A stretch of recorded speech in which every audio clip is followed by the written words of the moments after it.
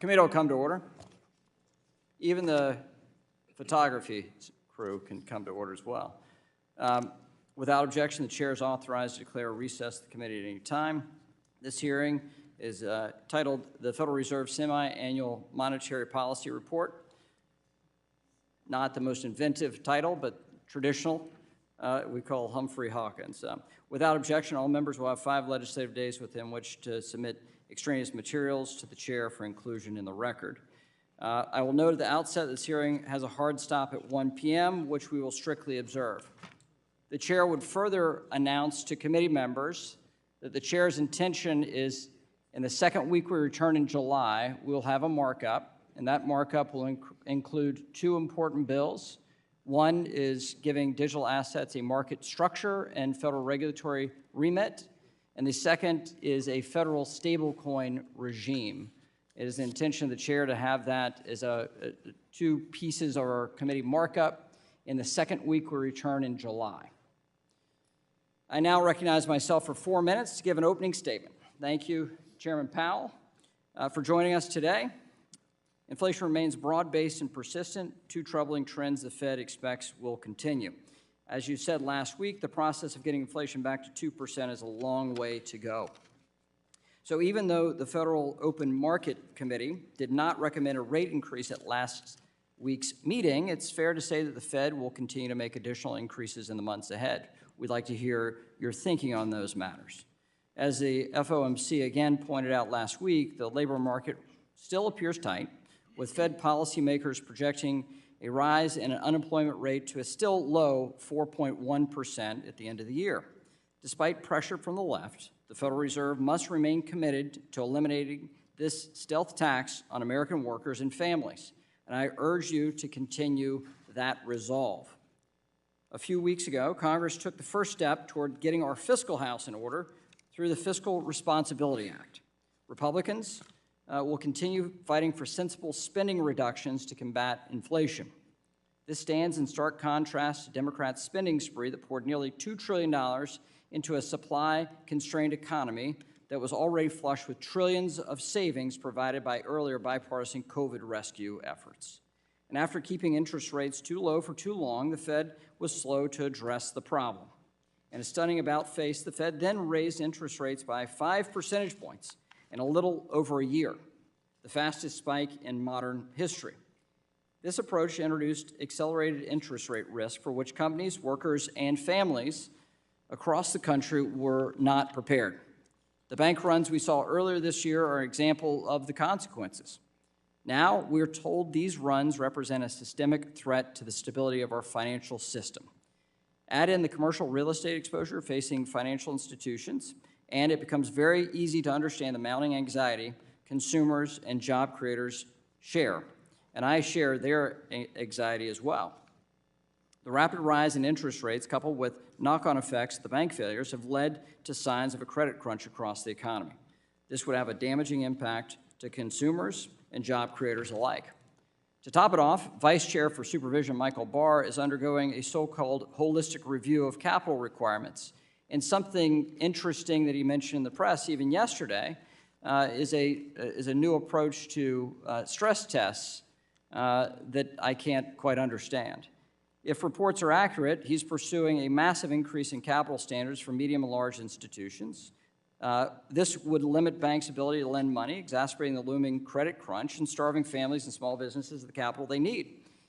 Financial markets will also bear this strain as they will be forced to absorb nearly $1 trillion in new treasuries. This has led many to believe the Fed may be called on to help, perhaps through its repo or other facilities. Clearly, our economy is in a precarious position, from inflation to a potential credit crunch to substantial balance sheet risks for financial institutions. There is a great deal of uncertainty on the horizon. Uncertainty from the Fed supervision and regulation is the last thing the well-capitalized banking system needs now. Following numerous supervisory failures and a new vice chair for supervision at the Federal Reserve injecting politics into policy, it's become clear that Congress may need to again examine separating supervision and regulation out of the Fed and gaining greater oversight and control by Congress in the elected branches. With that, Mr. Chair, thank you for being here today. And the chair now recognizes the ranking member of the full committee, the gentleman from California, for 4 minutes for an opening statement. Thank you, Chairman McHenry. Chairman Powell, welcome back. First, I'd like to start by acknowledging that the Federal Reserve made the right decision to pause interest rate hikes. As you know, since last November, I've cautioned against any approach to monetary policy that ignores the Fed's maximum employment mandate and results in a recession with millions of people losing their homes and jobs. While we have had strong job growth thus far, experts contend that this trend will not persist with more rate hikes, especially in light of new challenges. For example, the recent bank failures have resulted in the banking industry further restricting credit, making it even more important for the Fed to move with caution. The progress that we have made in reducing inflation is borne out in the latest Consumer Price Index data. In fact, it's been 10 months, since the passage of the Inflation Reduction Act, and inflation has successfully been cut in half. Every single Republican member of Congress voted against the bill and chose to cozy up to the wealthy tax cheats instead of working with Democrats to bring down costs for middle-class families. However, the only way we will fully combat inflation is to address the primary driver of inflation, soaring housing costs. Congress must invest more in fair and affordable housing. Under President Biden, unemployment is also at a historic low, and job growth is on the rise. So far, there's been 29 straight months of strong job growth. In fact, a record 13 million jobs have been created since President Biden took office.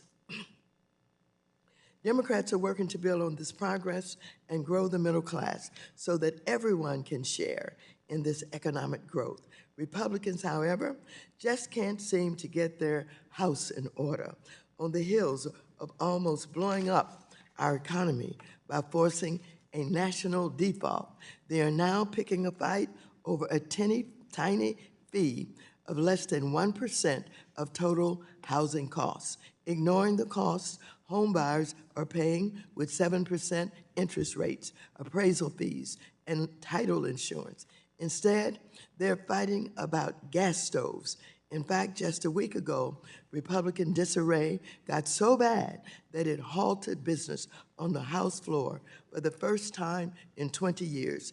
Lastly, as we continue to monitor the banking system following the recent bank failures, the Fed must act to correct the supervisory and regulatory failures identified by our committee's oversight. Committee Democrats recently introduced 11 bills, including 3 of my own, to strengthen the safety and soundness of our banking system and hold executives accountable for their misdeeds. The Senate Banking Committee is holding a markup this morning on a bipartisan bill on bank executive accountability.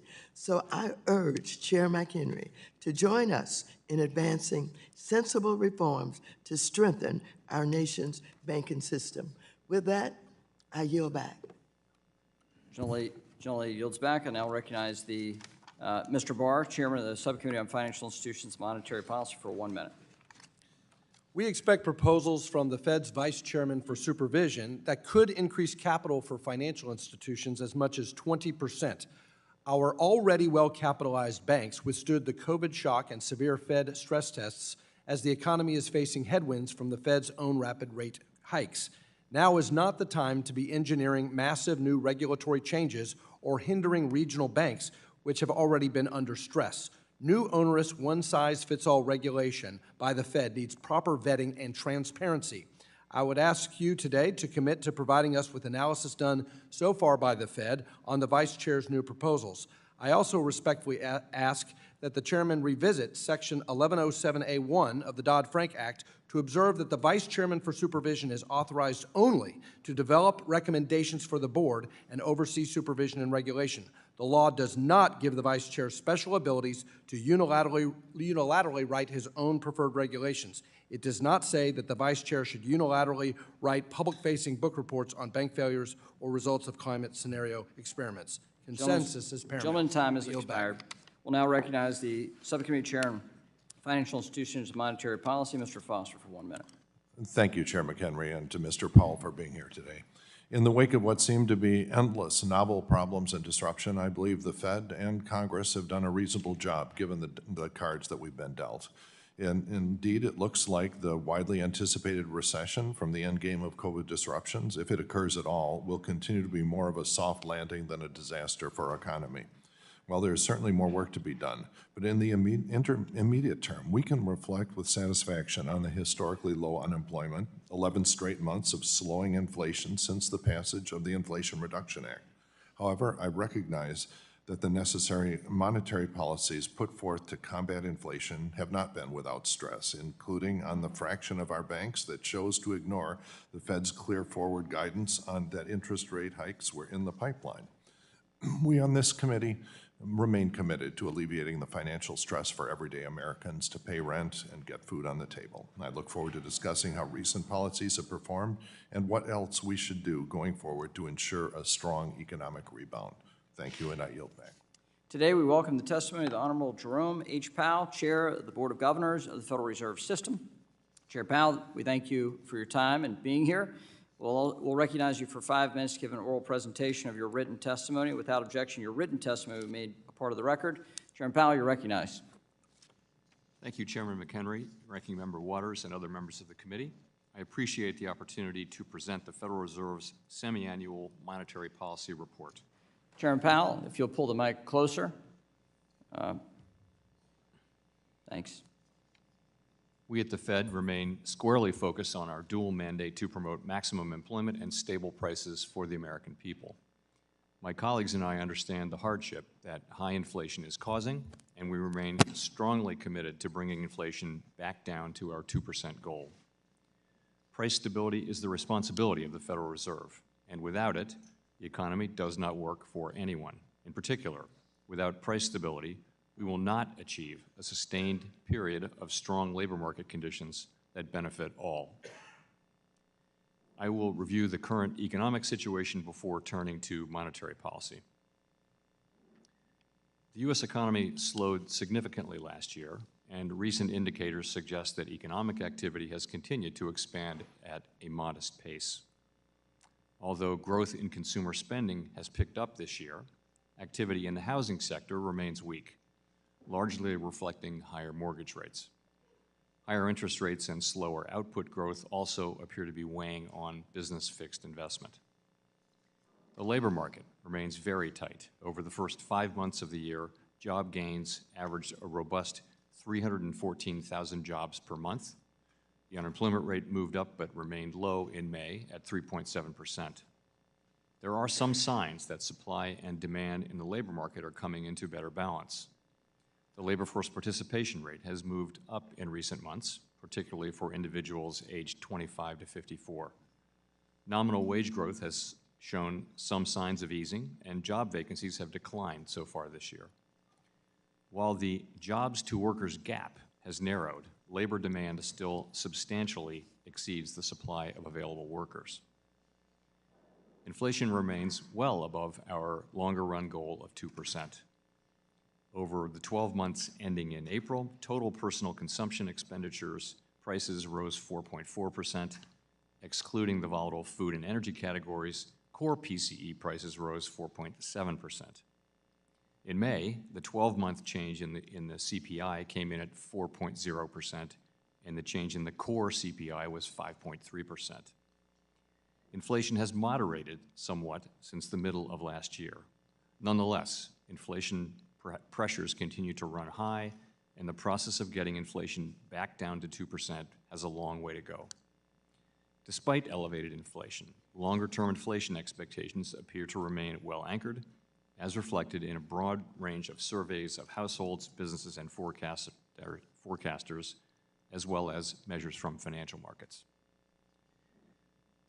With inflation running well above our longer-run goal of 2% and with labor market conditions remaining tight, the FOMC has significantly tightened the stance of monetary policy. We've raised our policy interest rate by 5 percentage points since early last year and have continued to reduce our securities holdings at a brisk pace. We have been seeing the effects of our policy tightening on demand in the most interest rate sensitive sectors of the economy. It will take time, however, for the full effects of monetary restraint to be realized, especially on inflation. The economy is facing headwinds from tighter credit conditions for households and businesses, which are likely to weigh on economic activity, hiring, and inflation. And the extent of these effects remains uncertain.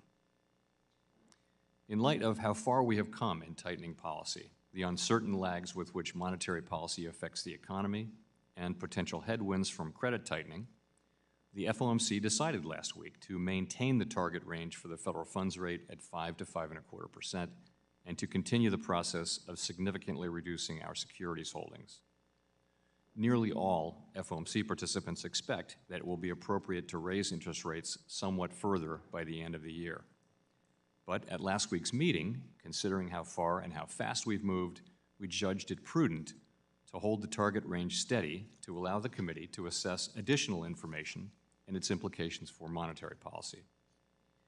In determining the extent of additional policy firming that may be appropriate to return inflation to 2% over time, we will take into account the cumulative tightening of monetary policy, the lags with which monetary policy affects economic activity, inflation, and inflation economic and financial developments. We will continue to make our decisions meeting by meeting based on the totality of incoming data and their implications for the outlook for economic activity and inflation, as well as the balance of risks. We remain committed to bringing inflation back down to our 2% goal and to keeping longer-term inflation expectations well anchored.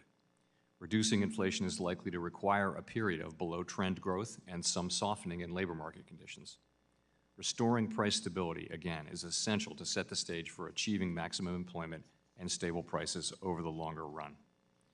Before concluding, let me briefly address the condition of the banking sector. The U.S. banking system is sound and resilient. As detailed in the box on financial stability in the Monetary Policy Report, the Fed, together with the Treasury and the FDIC, took decisive action in March to protect the U.S. economy and to strengthen public confidence in our banking system. The recent bank failures, including that of Silicon Valley Bank and the resulting bank stress, have highlighted the importance of ensuring that we have the appropriate rules and supervisory practices for banks of this size. We are committed to addressing these vulnerabilities to make for a stronger and more resilient banking system. We understand that our actions affect communities, families, and businesses across the country. Everything we do is in service to our public mission. We at the Fed will do everything we can to achieve our maximum employment and price stability goals. Thank you. Thank you, Chairman. I now recognize myself for 5 minutes. Chairman Powell, as I laid out in my opening statement, inflation continues to be broad-based and persistent, both of which are concerning. Last week, the Federal Open Markets Committee decided to pause rate increases. And at the same time, the committee alluded that it would raise rates more later in the year. And so how should the FOMC's posture at the June meeting be interpreted? Will the committee continue to raise rates later this year? What's the thinking of this? What are we to understand? Thank you, Mr. Chairman. So you're right, of course. We did decide to maintain the federal funds rate at its current rate at this meeting. At the same time, participants submitted personal forecasts suggesting that almost all of them thought there would be additional hikes. And I just want to say those two things are entirely consistent. The point being that the level to which we raise rates is actually a separate question of the speed with which we move. Earlier in the process, speed was very important. It's not very important now.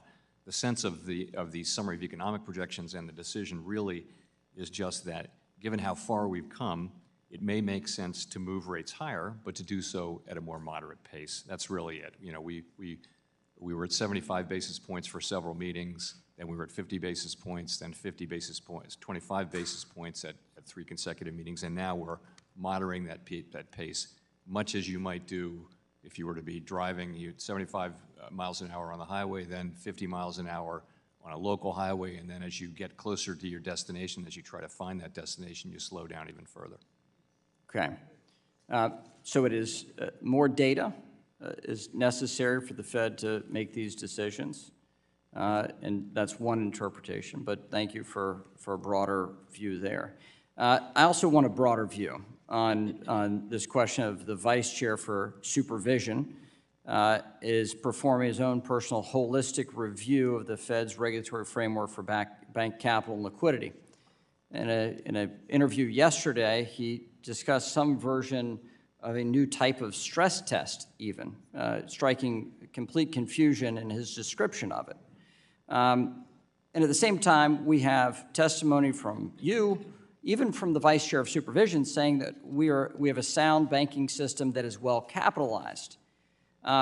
You will sit in judgment of this proposal that the vice chair for supervision will bring to the full board on this holistic review of capital.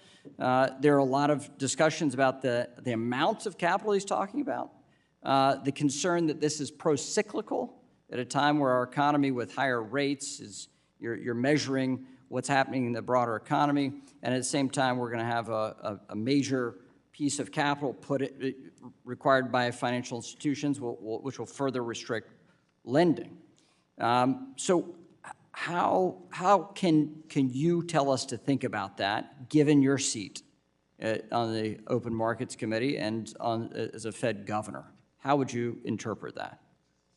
So I guess I would say you're right. There are a significant number of proposals that are kind of in the works. They haven't been finalized, let alone brought to the board yet, and so I can't really get into specific details today. Well, we'd like your thinking, Chairman Powell. That's what we'd like. What I can share is, principles and how I will think about this. Regulatory proposals go to the board. Every person on the board, that's 6 governors now, has an obligation to evaluate and vote on those, and I'm one of those people. I also chair the board. So a couple things I would point out. Just first that, I think regulation should be transparent and consistent and not too volatile, and particularly as it relates to capital requirements. I do note the central importance of capital. We want banks to be resilient to shocks. We want them to be able to lend in good and bad times. We want, in particular, the GSIBs, the 8 largest banks, to have high levels, very high levels of capital and liquidity. Indeed, we spent years raising those levels over a long period of time. And I think there's broad agreement, as you point out, that capital is strong.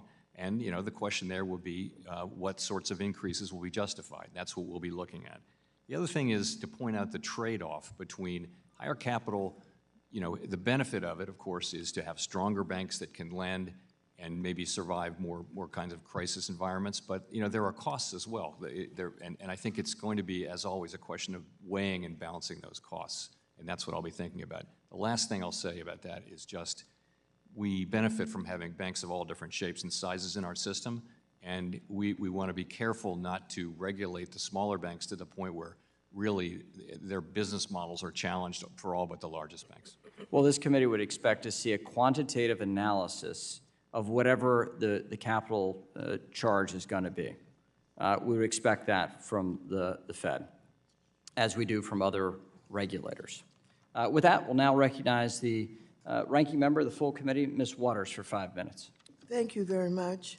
Chair Powell, at this committee's last hearing on digital assets, my Republican colleagues proposed a stablecoin bill that would create 58 different licenses with federal regulatory approval over only 2 of the licenses. The remaining 56 licenses can be issued by each state, territory, and DC, with little or no federal oversight, regulation, and enforcement.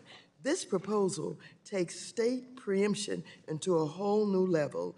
It effectively allows every state to preempt another state. DC-based coins, for example, would be sold to individuals nationwide, and New York or North Carolina regulators could do nothing to protect their own residents, while even the Fed would be severely hamstrung in providing any oversight. I've argued that we should allow states to be part of this process, but we must have a strong, enforceable federal floor with a role for the Federal Reserve to approve and provide oversight of payment stablecoins issued by non-banks in order to ensure that consumers are protected. Such a framework is similar to our dual banking system, and it would ensure that non-banks and banks are treated the same. We should also bear in mind that payment stablecoins are a new form of currency intended to allow individuals to pay for things with them. As such, do you agree that it is important for the Fed, as our central bank, to have a chance to approve or decline any state-licensed non-bank entity before it starts issuing payment stablecoins nationwide? Well, first of all, let me say we appreciate that we've been able to offer our views on these things to your staff and also the majority staff, and we appreciate the consideration that's given to our views. We do see payment stablecoins as a form of money, and in all advanced economies, the ultimate source of credibility in money is the central bank, and we believe that it would be appropriate to have quite a robust federal role in what happens in stablecoins going forward, and that leaving us with a weak role and allowing a lot of private money creation at the state level would be a mistake. But nonetheless, again, I do appreciate that we've been able to be heard and share our views with the committee. Well, thank you so very much. I am appreciative for that clear answer. The next question that I have for you is a bit unusual. But one of the reasons we push diversity is because those things that have not been discussed, issues of people of color, et cetera, have not been dealt with. I'm going to throw you something that you would not expect. Earlier this week, our nation celebrated Juneteenth, which Congress recognized as a national holiday for the first time since 2021. The holiday celebrates the day enslaved African Americans in Texas heard that they were free, 2.5 years after the Emancipation Proclamation was issued. To this day, Black Americans grapple with enduring racial economic inequality that has its roots in slavery, as evidenced by the black-white gap in net worth and home ownership rates. My bill, the Federal Reserve Racial and Economic Equity Act, would require the Federal Reserve to carry out its duties in a manner that supports the elimination of racial and ethnic disparities in employment, income, wealth, and access to affordable credit. Now, the Fed has a number of duties to pursue maximum employment in the monetary policy, to supervise banks for compliance with our fair lending laws, and to ensure the Community Reinvestment Act is administered in a way that puts an end to discriminatory redlining practices by banks. Do you agree with me and Atlanta Federal Reserve President Raphael Bostic, among others, that the Fed has a role to play in addressing racial economic inequality as it carries out its work until Congress passes this bill? What steps will the Fed can you take to address racial and economic inequality? So we do consider inequality in the economy as part of our thinking about decisions, but ultimately, and those are certainly highly valuable social goals to pursue. I would say our ability to take part in addressing those issues is fairly limited. We have one federal interest rate that we set. We do try to keep in mind, as you know, not just the aggregate national level of unemployment or employment, but also that for different ethnic groups. So we take that into account, but I would think, and I think that's just part of making sure that we feel like we have all Americans in the room with us when we're making decisions on monetary policy.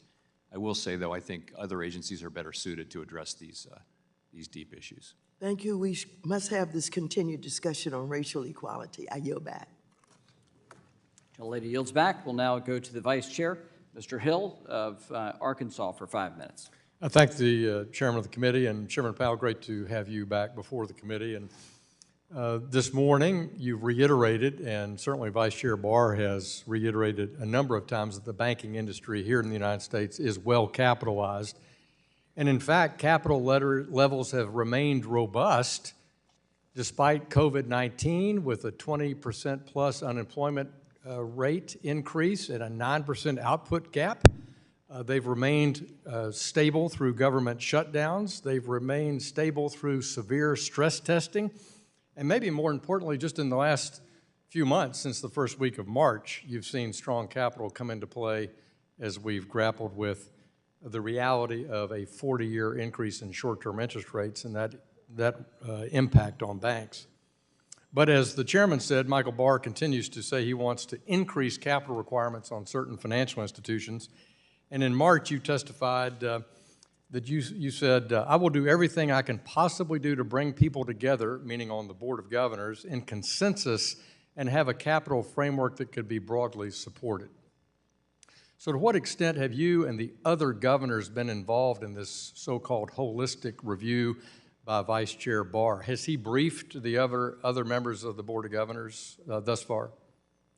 Yes, and we've all been briefed by staff, really, on the proposals, but as I mentioned, they're still somewhat in motion. But yes, we've been briefed. So you would say those proposals are still under consideration and that there's no final decision that's been taken by the board? No, well, no, once the proposals really do settle down and are written up, they'll come to the board for a full discussion and a vote. Has the Fed board reconstituted now the Committee on Supervision and Regulation?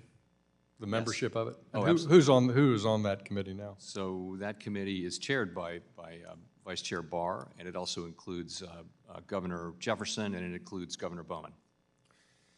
When you look at capital in the U.S., and I look at the globally significant banks here versus other places in the world, would you say that the U.S. banks, the U.S. G-SIBs, are better capitalized than their global peers in Europe or in Asia? So we're certainly at or near the top of the league table. I think there are a couple other jurisdictions that also have broadly similar levels of capital strength. But yes, we're at the top of the league table.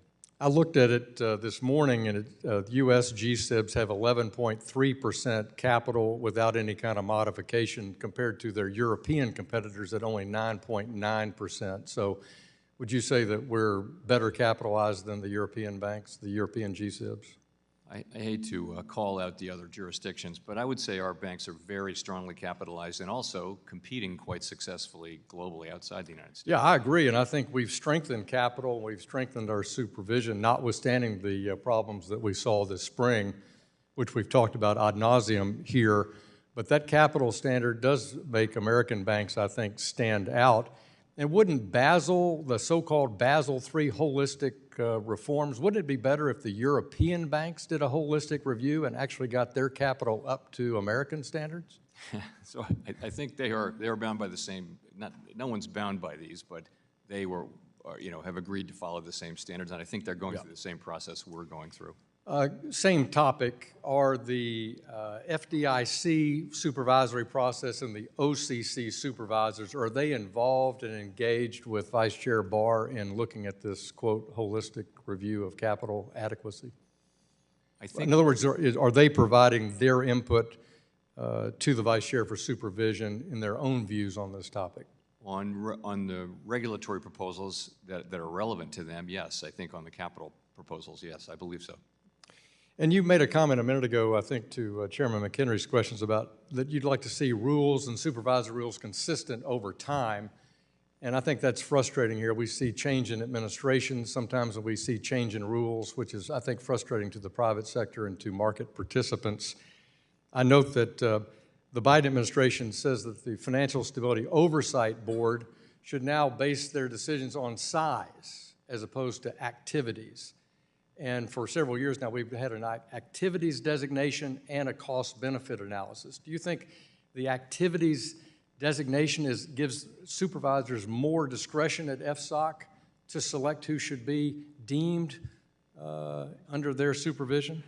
So I actually think that one... In other words, is size alone, should we be looking only at size, or should we look at cost-benefit analysis and activities? And my time's expired. If you'd answer in writing, okay, I would appreciate it. I think this is an important issue. I yield back, Mr. Chairman. We'll now go to Ms. Velasquez of New York for 5 minutes. Thank you, Mr. Chairman. Chair Powell, At your press conference last week, you stated, and I quote, "The committee is completely unified in the need to get inflation down to 2% and will do whatever it takes to get it down to 2% over time." Some analysts have interpreted this statement as the FOMC's willingness to trigger a recession in order to get inflation to 2%. How would you respond if this is a fair and accurate interpretation? So our statutory goals are price stability and maximum employment, and we are dedicated to using our tools to achieving those. In the case of employment, we still have historically low unemployment rates and high employment rates now, high participation, a very strong labor market. We're very far from our inflation target of 2%, and we're very focused on getting back to 2%. And how does the FOMC takes into consideration the impact of rising interest rates on LMI communities and small businesses when determining monetary policies? So we only have one interest rate to raise or lower. It's not true, but mainly one main interest rate to raise or lower, and it applies to everyone. But I would say that inflation hits LMI communities and people generally at the lower end of the income spectrum much harder than people in the middle or at the high end, because high inflation can get you into trouble right away if you're living on a fixed income just to cover the basic necessities. So it is for the benefit of those people that we must get inflation under control. It's for the benefit of all Americans, but particularly for those people. And we keep that in mind as we are strongly committed to getting inflation back down to 2% over time. Well, and they are the same people that are having a hard time accessing loans, the same with small businesses. Chair Powell, Vice Chair Barr's report on the Fed's review of Silicon Valley Bank states that while there was regulatory tailoring conducted in response to S-2155, there was also, and this is the part that really concerns me, a cultural shift at the Fed under the direction of the previous Vice Chair for Supervision, Randy Quarles. According to the report, this shift included pressure to reduce burdens on firms, meet a higher burden of proof for a supervisory conclusion, and a need to accumulate more evidence than in the past. As chair during that period, were you aware of this cultural shift and the impact it was creating? So I think we learned from the Silicon Valley failure and the others that there is going to be a need for stronger supervision and also regulation for banks of that size. And I'm committed to learning the right lessons from this exercise and to forthrightly implementing changes. Were you aware of the cultural shift?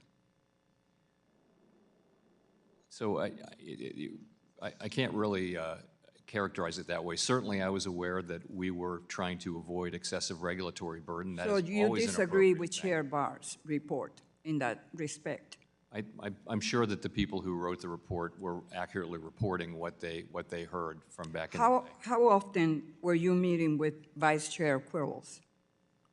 I reasonably frequently. We sat quite near each other. And never discussed the cultural shift. I didn't say that, but I don't remember it. The way you're describing it is not what I recall. I recall Vice Chair Quarles talking about things like focusing on the really important issues and not getting diverted into other. So the way it was described by Vice Chair Barr is not what you recall. Well, so what I had no part in. I said I had no part in preparing the report. I'm confident that the staff who worked on the report reported accurately what they heard. I'm sure that that's right. So what steps did you take proactively to meet with regulatory and supervisory staff?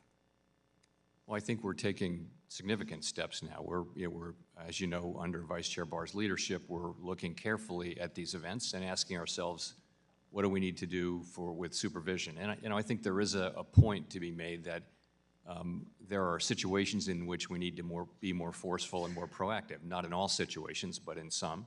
In regulation, I think we're learning that we need to update our thinking around liquidity regulation, which was based on a certain speed of bank runs, which now looks to be outdated. My time has expired. The gentlelady's time's expired. We'll now recognize the gentleman from New York, Mr. Garbarino, for 5 minutes. Thank you, Mr. Chairman. Chairman Powell, thank you for being here. I just want to start off by asking a few yes or no questions. Was the Silicon Valley Bank failure a result of a liquidity issue? I'm sorry. Was Silicon Valley Bank failure a result of the liquidity issue? Among other things, yes. Signature Bank failure, the result of a liquidity issue? Yes, I mean, that's not, there's also a lot of very bad management decisions being made here. But liquidity. First Republic, was that a failure result of a liquidity issue also? Among other things, yeah. I mean, I wouldn't say just liquidity. Well, all right, were any of them a failure of having too low capital levels? So let's go to Silicon Valley Bank. You know, the issue that triggered the run initially was the presence of significant losses in their securities portfolio. Yes. And that is that is a capital issue. So they had too low a capital, the requirements, so what? They weren't required to, as you know, they weren't required to take that into account in their capital. But I think if you remember what people were focusing on was these portfolio losses, and then what people weren't focusing on was the fact that they had in excess of 90% uninsured deposits, and that's what caused the run. So would increasing capital requirements for Silicon Valley Bank or any of these other banks or all banks together, would that have stopped these banks from failing? That's a hypothetical, unknowable question. I think it might have helped. I think it might have helped, but How much then? Increasing it by how much would have helped? It's very hard to say. Very hard to say. I mean, clearly the main issue there was a failure of management to follow up, a failure of supervision to require them to follow up, and really the liquidity regulation was just not appropriate. We needed to have stronger regulation around liquidity and uninsured deposits. So last year you said the banking system is very strong, well capitalized, highly liquid, does a much better job of understanding the risks that it runs and managing them. And just today you said the banking sector seems to be strong. Do you still stand by those statements? I mean, just said it today. Yes. So, yep. Last month, Vice Chair Barr appeared before this committee, and he agreed with you and said overall banks have a strong capital and liquidity. Secretary Yellen has said similar things. But today, even though you've all said that banks seem to have strong capital, you seem to lead us today by saying the bank's considering what increase would be appropriate of capital requirements. So has the board already decided that an increase will happen? They're just deciding what's the size of the increase for capital requirements? No. What I meant to say, what I thought I said was that any increase above these levels would need to be shown to be justified. So I understand, and you have a vote as whether or not what this proposal you'll vote on whether or not. Do you personally think that an increase is necessary at this time? Do I think? That an increase in capital requirements is necessary at this time? Look, I'm going to react to whatever the proposal turns out to be in the end and give it my best assessment. And also, that's what I'll say. Okay. You just also said that credit is tightening. Won't increasing capital requirements further tighten credit? Over time, I mean, the thing about capital requirements is if we put a proposal out this summer, let's say, it'll be quite a while before that proposal is, agreed among the agencies and then voted on, and then it'll take some years to come into full effect. So I would think, whereas interest rates, for example, have immediate effects on financial conditions and then reasonably quick effects on economic activity, capital requirements are a much more sort of medium-term, longer-term thing. So I'd like to move on to what the impacts on lending, raising capital requirements would have. According to an academic literature by the Basel Committee on Banking Supervision, a 1% point increase in capital requirements could potentially reduce annual GDP by up to 16 basis points, showing that higher capital requirements come at a cost and could have significant impact on the U.S. economy. I discussed this with Vice Chair Barr last month, and expressed my concerns about what the impact of increased capital on the real economy but he didn't answer the question directly. We just need to, we're hearing from all sorts of industry that these increased capital requirements at any level would have a further tightening on lending. And if that happens, and I'm hearing from everybody, if that happens, it's going to be a real disaster. So I think anything that the committee proposes, if you could come back and brief us on before it's finalized, we would appreciate that very much, sir. Gentleman's time has expired. The gentleman from Missouri, Mr. Cleaver, is now recognized. Thank you, Mr. Chairman. Welcome, Mr. Chairman. Thank you very much. This is probably Economics 101, but a lot of people in my district are misunderstanding 101 along with me. In May of this year, unemployment remained at 4% for the 16th consecutive month, and at 3.7%. This means that unemployment remained at or below 4% for the longest stretch in 50 years. In the U.S., the job openings rate has fallen by more than 1.5 percentage points from its peak, while the unemployment rate has crept slightly lower. In other words, the job openings decline, but so does joblessness. And I'm wondering if there was any expectation that this would occur. There is an expectation that the ratio of job openings to unemployed people has been in historic territory, all-time highs for a while now, in the last year or so. And there is an expectation that it will come down. There a while ago, there were 2 jobs for every unemployed person. Now we're down to 1.7, I believe, or 1.6. And that still speaks to a historically tight labor market, where their demand for labor still very substantially exceeds the supply of available workers. So we do expect as things, and that, by the way, that's a way that the labor market can become less tight without having unemployment go up. I'm sure you're hearing this all over, as I am, and that is business people. I have a good friend who has a number of barbecue restaurants in Kansas City, and he is constantly telling me how difficult it is to find workers, to the point where he did something that I never do, put a sign out in front of his restaurants, job openings. And are there particular industries or sectors of the economy where we would expect this sentiment to be particularly true?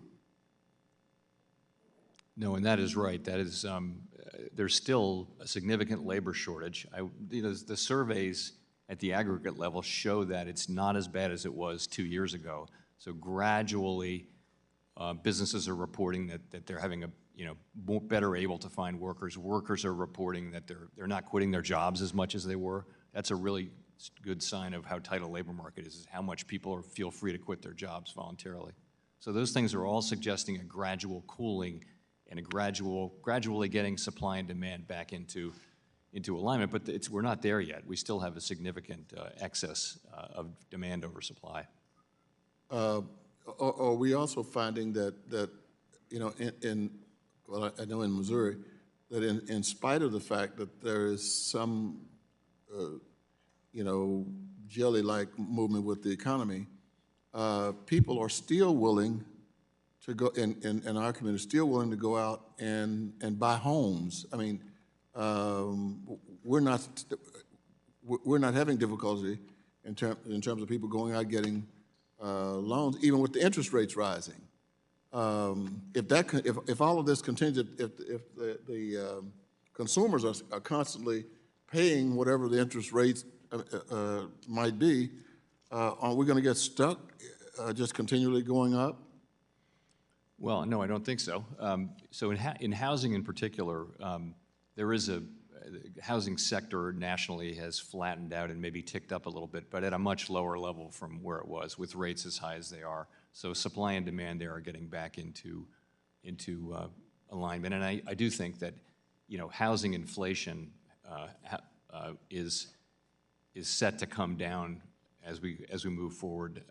There's a particular way that the inflation is calculated there, so that you're really only looking at you're waiting for leases to come due and roll over at much lower levels of increase. So we think housing inflation will be coming down significantly over the course of the rest of this year and next year. Thank you, Mr. Chairman. Gentleman's time has expired. The gentlewoman from California, Ms. Kim, is recognized. Thank you for recognizing me, Chairman. And Chairman Powell, thank you for joining us. I appreciate your comment to price stability and commend your efforts to reduce inflation and make life more affordable for all Americans. Thank you for that. The 10,000 small businesses survey of 2,000 small businesses found that 77% were concerned about their ability to access capital. So with that in mind, do you think it's appropriate for the Federal Reserve to increase capital requirements at this time? And I know this was discussed earlier, but what specific analysis has the Fed conducted so we can determine the impact of this warrantless regulatory action on small businesses and other marginal borrowers?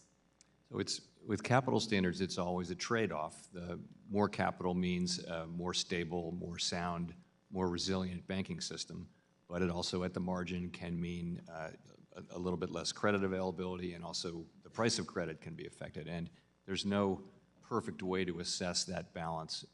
Obviously, the answer is not zero capital, and it's not 100% capital, so it's somewhere in the middle. Thank you. There are estimated about 1.5 trillion of commercial real estate loans that are maturing in the next 3 years. And declining demand and the prevalence of work-from-home policies are putting a strain on commercial real estate market. The bulk of commercial real estate loans are held by smaller and regional banks.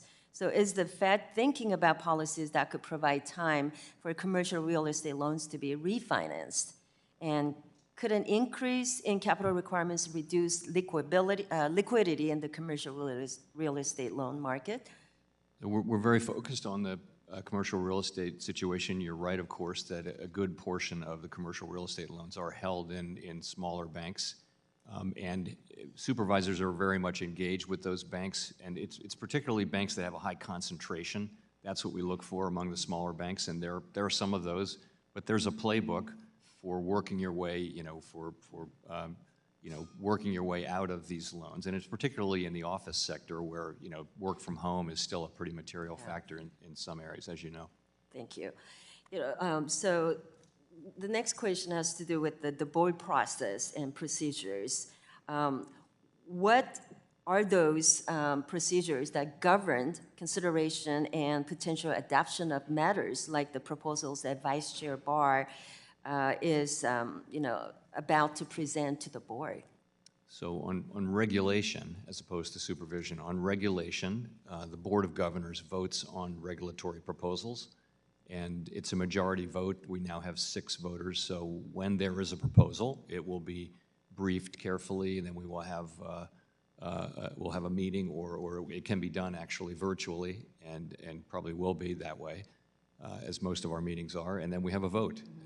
On supervision, it's different. Most supervisory matters are really under the authority of the Vice Chair for Supervision under the law. So most of them don't have to go to the board for a vote. So what percentage of the governors must vote in favor? Majority. The majority of them? Okay. The California governor, prior to the depositor bailout for SVB, reportedly identified that he had been in touch with the highest levels of leadership at the White House and the Treasury.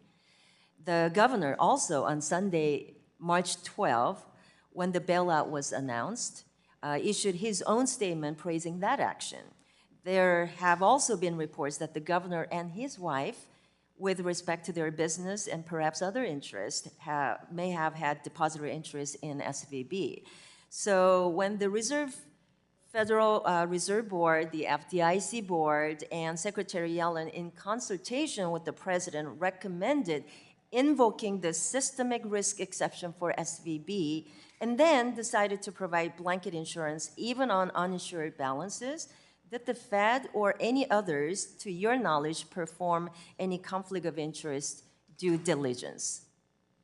No, I mean, you know, we were in an emergency situation on Monday morning. There was going to be, and there was a run on banks that looked, you know, that So had looking high back, insured do you think depositors. there was So any we carried out our Yeah. duties, and I'm actually pretty sure we did the right thing. And you don't think there was any conflict of interest, even looking I back? have nothing. from I have absolutely no knowledge on that. Okay. Well, thank you. Thanks for being here. I yield back the balance of my time. Gentlelady yields back. The gentleman from Texas, Mr. Gonzalez, is recognized. Thank you, Mr. Chairman and Ranking Member. Thank you, Chairman, for being here with us this morning. The June Federal Open Market Committee report indicates inflation in the U.S. and abroad continue to ease but remain elevated. In response to the FOMC that has the proposed interest rate increases up until June 14th recommendations to pause interest rate hikes for the first time this year, research has shown that the effects of monetary policy decisions, like raising interest rates, can take, on average, 42 months to be realized fully in the United States, meaning we may not fully understand the effects of this first increase in rates of March 2022 until next fall. With that in mind, how have our recent tightened monetary policies impacted the strength of the U.S. dollar and how it is valued globally? Let me say that there's a lot of uncertainty around how long it takes monetary policy to affect real activity. There's no agreement on 42 months or any particular thing, and I think most people would say shorter than that. So you're asking how it would affect the dollar? Yes. So first of all, the Treasury Department has responsibility for the level of the dollar and the stewardship of the dollar as a currency. We don't actually comment on that. We don't look at any particular level. It's just another, to us, it's a financial condition. A stronger dollar means certain things, and a weaker dollar means certain other things. But it continues to be a concern here in this committee. Also, Chairman, as you're aware, the Federal Reserve's core mission is to keep employment up and inflation down. Although I understand the calls for climate-related financial risk management from my colleagues, we should be focusing on the economic state of our country.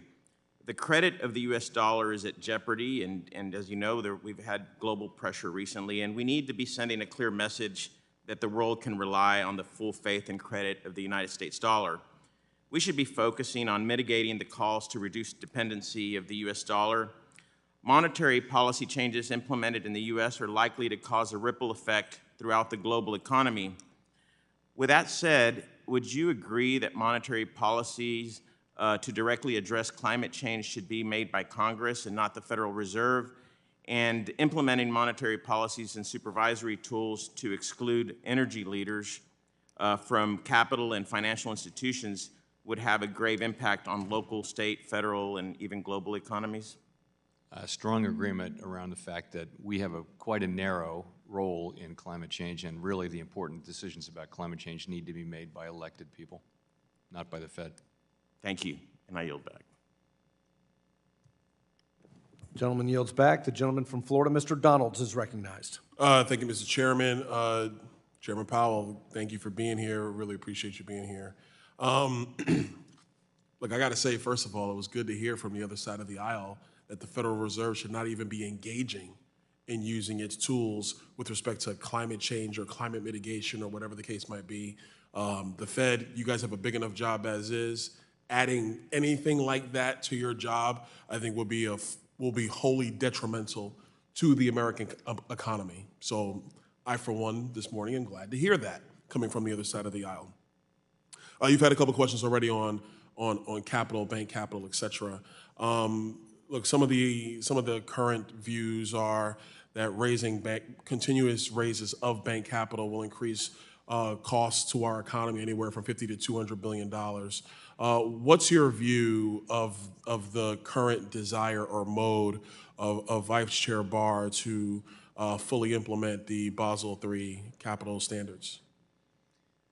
Well, I think that's the next thing Vice Chair Quarles was working on that. It didn't get completed for various reasons, but that, I think that's an international capital standard that we should go ahead and complete. As to the right level of capital, that's a discussion we're about to have. Are you guys at the Fed, are you guys kind of concerned about the fact that now it seems like the European regulators are starting to pull back from that? Like they're starting to think about capital standards being too much for European banks, and that they're starting to recede from what was, I assume, kind of a handshake agreement in years gone by. Yeah, I'm not hearing that exactly. We'll be watching that carefully, though. Okay. Overall, just with respect to capital, I mean, let's take a step back. Obviously, since 2008, 2009, we have, in my view, aggressively gone through this process of increasing capital standards and capital requirements on a Tier 1 capital for banks. In retrospect, do you think that's been a net positive to the overall banking environment, or do you believe it's been a negative to the overall banking environment? I think it's been a net positive, and as I pointed out earlier, U.S. banks have competed very, very successfully through this period, despite what were pretty significant capital increases that we put in a few years back. So it really has led to a very strong, and also made it well through the pandemic period, I thought, and I think that was a pretty good test. So even though the government did do a lot to support the economy, still, I think that those capital hikes that we made in the last cycle come through looking pretty good. Do you guys at the Fed, do you have a view of, I say you guys because I know you're the chairman, but there's other members as well. Do you have a view of the concern about community banking in the United States, or a lack thereof of community banking? It has been shrinking quite significantly over the past 10 to 12 years. Very, very much so. It's a focus for us. We understand the importance of community banks, that they provide a different service and a really important service to smaller businesses and communities. And community banks have been consolidating for 30 years now. So it's really a secular trend as people have moved to bigger cities and things like that. But we don't want to do anything to move that along. We think that the world's not a better place with fewer community banks, and we try to keep that in mind in all of the regulatory and supervisory things that we do. Do you think that federal regulatory policy, in part from Congress, has led to a supercharging effect of diminished community banking in the United States? It's probably been a factor, but I do think there have been important demographic factors as well. And also having interstate banking. Interstate banking only became legal quite recently, and that also has led to consolidation. You can look back, though, again, look back 30 plus years, and you've seen a very steady decline. So I think there are demographic and other factors driving it, but regulation can fall as a fixed cost, which means that institutions need to be bigger, and I think that's probably part of the story. Look, I don't disagree with your conclusion. I'm just concerned about the trajectory. I think just having larger financial institutions, larger banks overall, with a diminishing smaller community bank infrastructure is detrimental to lending to small businesses, mom and pop businesses. It also could be parochial. I started my career in community banking, so I saw a heartfelt situation. Last question, running out of time. The SEC has proposed a rule that would, among other things, require banks to segregate client cash held in custody, upending custody bank balance sheets, and by extension, the bank custody model. Are you guys at the Fed concerned about this proposed rule from the SEC? The gentleman's time has expired. The chairman can I'll answer respond to in that. writing. Okay, fair enough. Thank you, Mr. Chairman. The gentleman from New York, Mr. Torres, is now recognized. Thank you, Mr. Chair, and thank you, Chairman Powell. As you know, the U.S. has foreign adversaries, particularly the CCP, that seem intent on de-dollarization. How seriously should the threat of de-dollarization be taken, in your view? Well, the status of the United States, of the dollar as the world's reserve currency, is a very important thing to us. I think the reason we have that status is largely due to our great democratic institutions, the rule of law, and the fact that we have, generally speaking, had strong levels of price stability. And I think that the dollar will remain the reserve currency as long as those things are in place.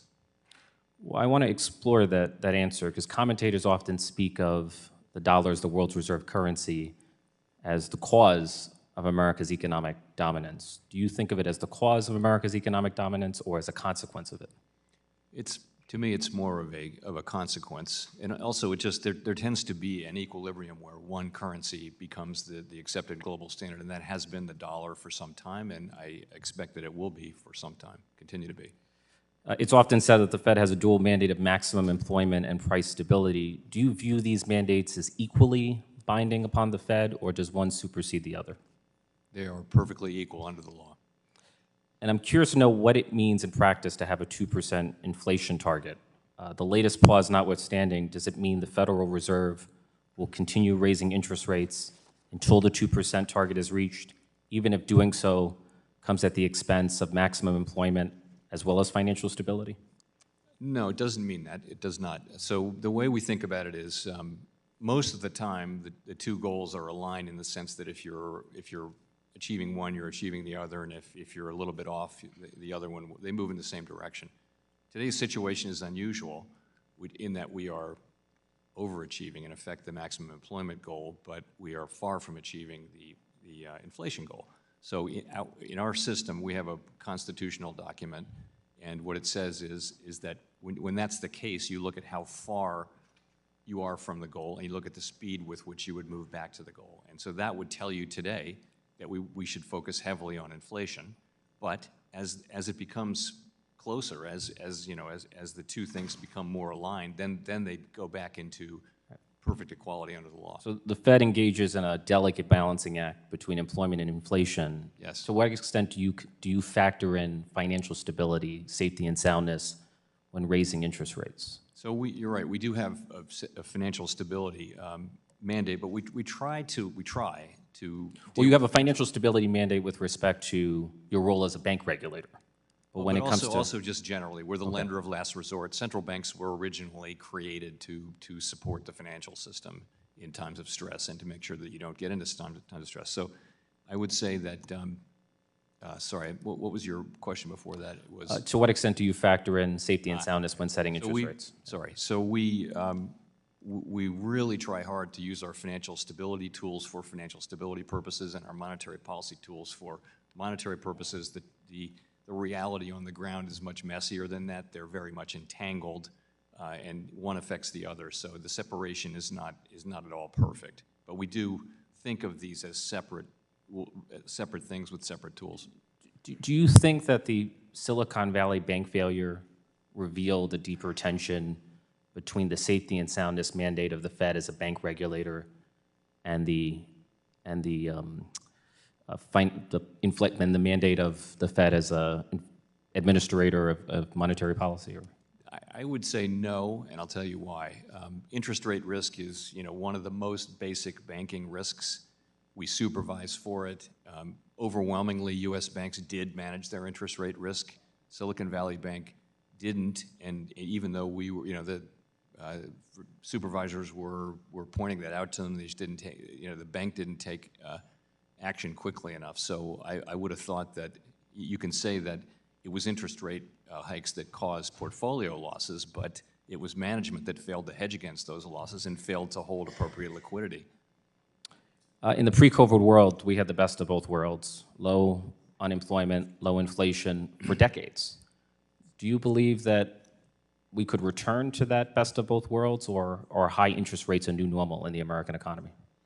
So we will return to 2% inflation and maximum employment. What will be the level of interest rates there? That's a really good question. And do you suspect it's going to settle at a higher level than we've known historically? I think it's really hard to know. It's a great question. We talk about this a lot. The people who argue that they will move it back down just point to the fact that it was really global factors that drove rates down in the first place. Maybe the truth is somewhere in the middle. Gentleman's time has expired. The gentleman from Nebraska, Mr. Flood, is recognized. Thank you, Mr. Chairman. Chairman Powell, I'd like to discuss the continued efforts to unwind years and years of quantitative easing and what it's done to our Federal Reserve balance sheet. If you take a look at the size of the Federal Reserve's balance sheet since the 2008 financial crisis, we've seen an alarming increase from around $800 million to today's $8.3 trillion in assets.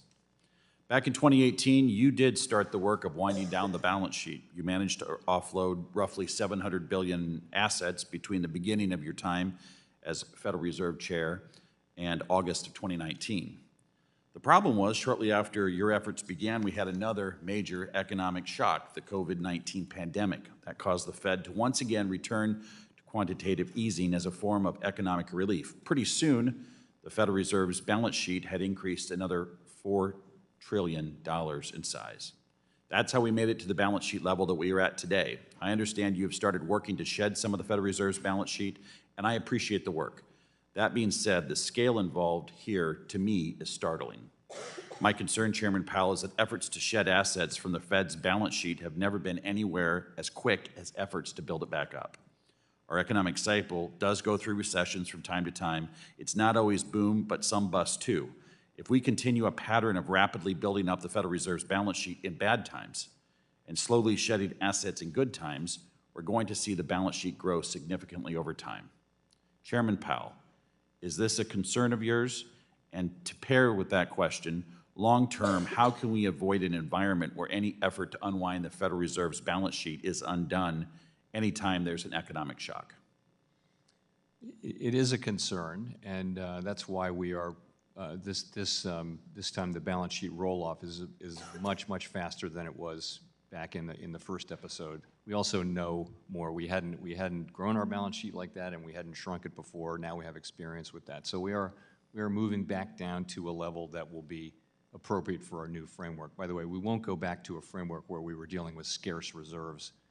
We like the administrative rate framework that we're in now. But it is important that the balance sheet not just grow with every cycle, and I think I'm very conscious of that. Chairman Powell, do you have an optimal Fed target for the size of what the balance sheet should look like? A number? I'll give you the idea, and that is, you find the number, but the idea is that it's smaller than now. It's a place where reserves are abundant, and also have a little bit of a buffer on top of that so that we don't accidentally run into reserve scarcity. Demand for reserves can be volatile, and you don't want to find yourself, as we did a few years back, suddenly finding that reserves were scarce, even though we didn't see it coming, and we then had to put more reserves into the system at a time when we didn't want to be doing that. So I think you want to have a level where we have ample reserves plus a buffer, and that'll be a % of GDP that we get down to, and we're moving in that direction pretty smartly. Chairman Powell, realistically, how quickly can the Federal Reserve unwind its balance sheet? What's the threshold beyond which an asset sell-off by the Federal Reserve would disrupt our markets? So we don't sell assets. What we do is we allow them to mature and passively roll off, and that's what we're doing to the tune of about $1 trillion a year.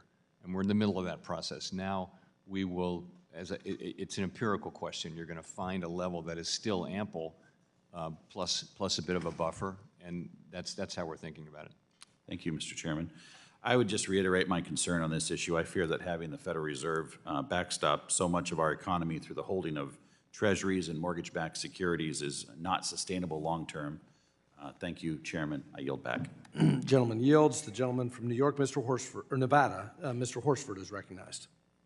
I thank the chair and the ranking member for holding this important hearing, and thank you, Chair Powell, for appearing before the committee today. Before I begin, I'd like to ask permission to enter into the record editorial by the Las Vegas Sun entitled "Economy Infrastructure Thrive When Dems Have the Reins," dated June 16, 2023. Without objection. During this time of increased economic uncertainty, it is more important than ever that the Federal Reserve fulfills its dual mission of maximizing employment and supporting price stability. There is no doubt that it is difficult, and the needle that has to be threaded is very specific. However, the human cost is simply too great for us to get this wrong.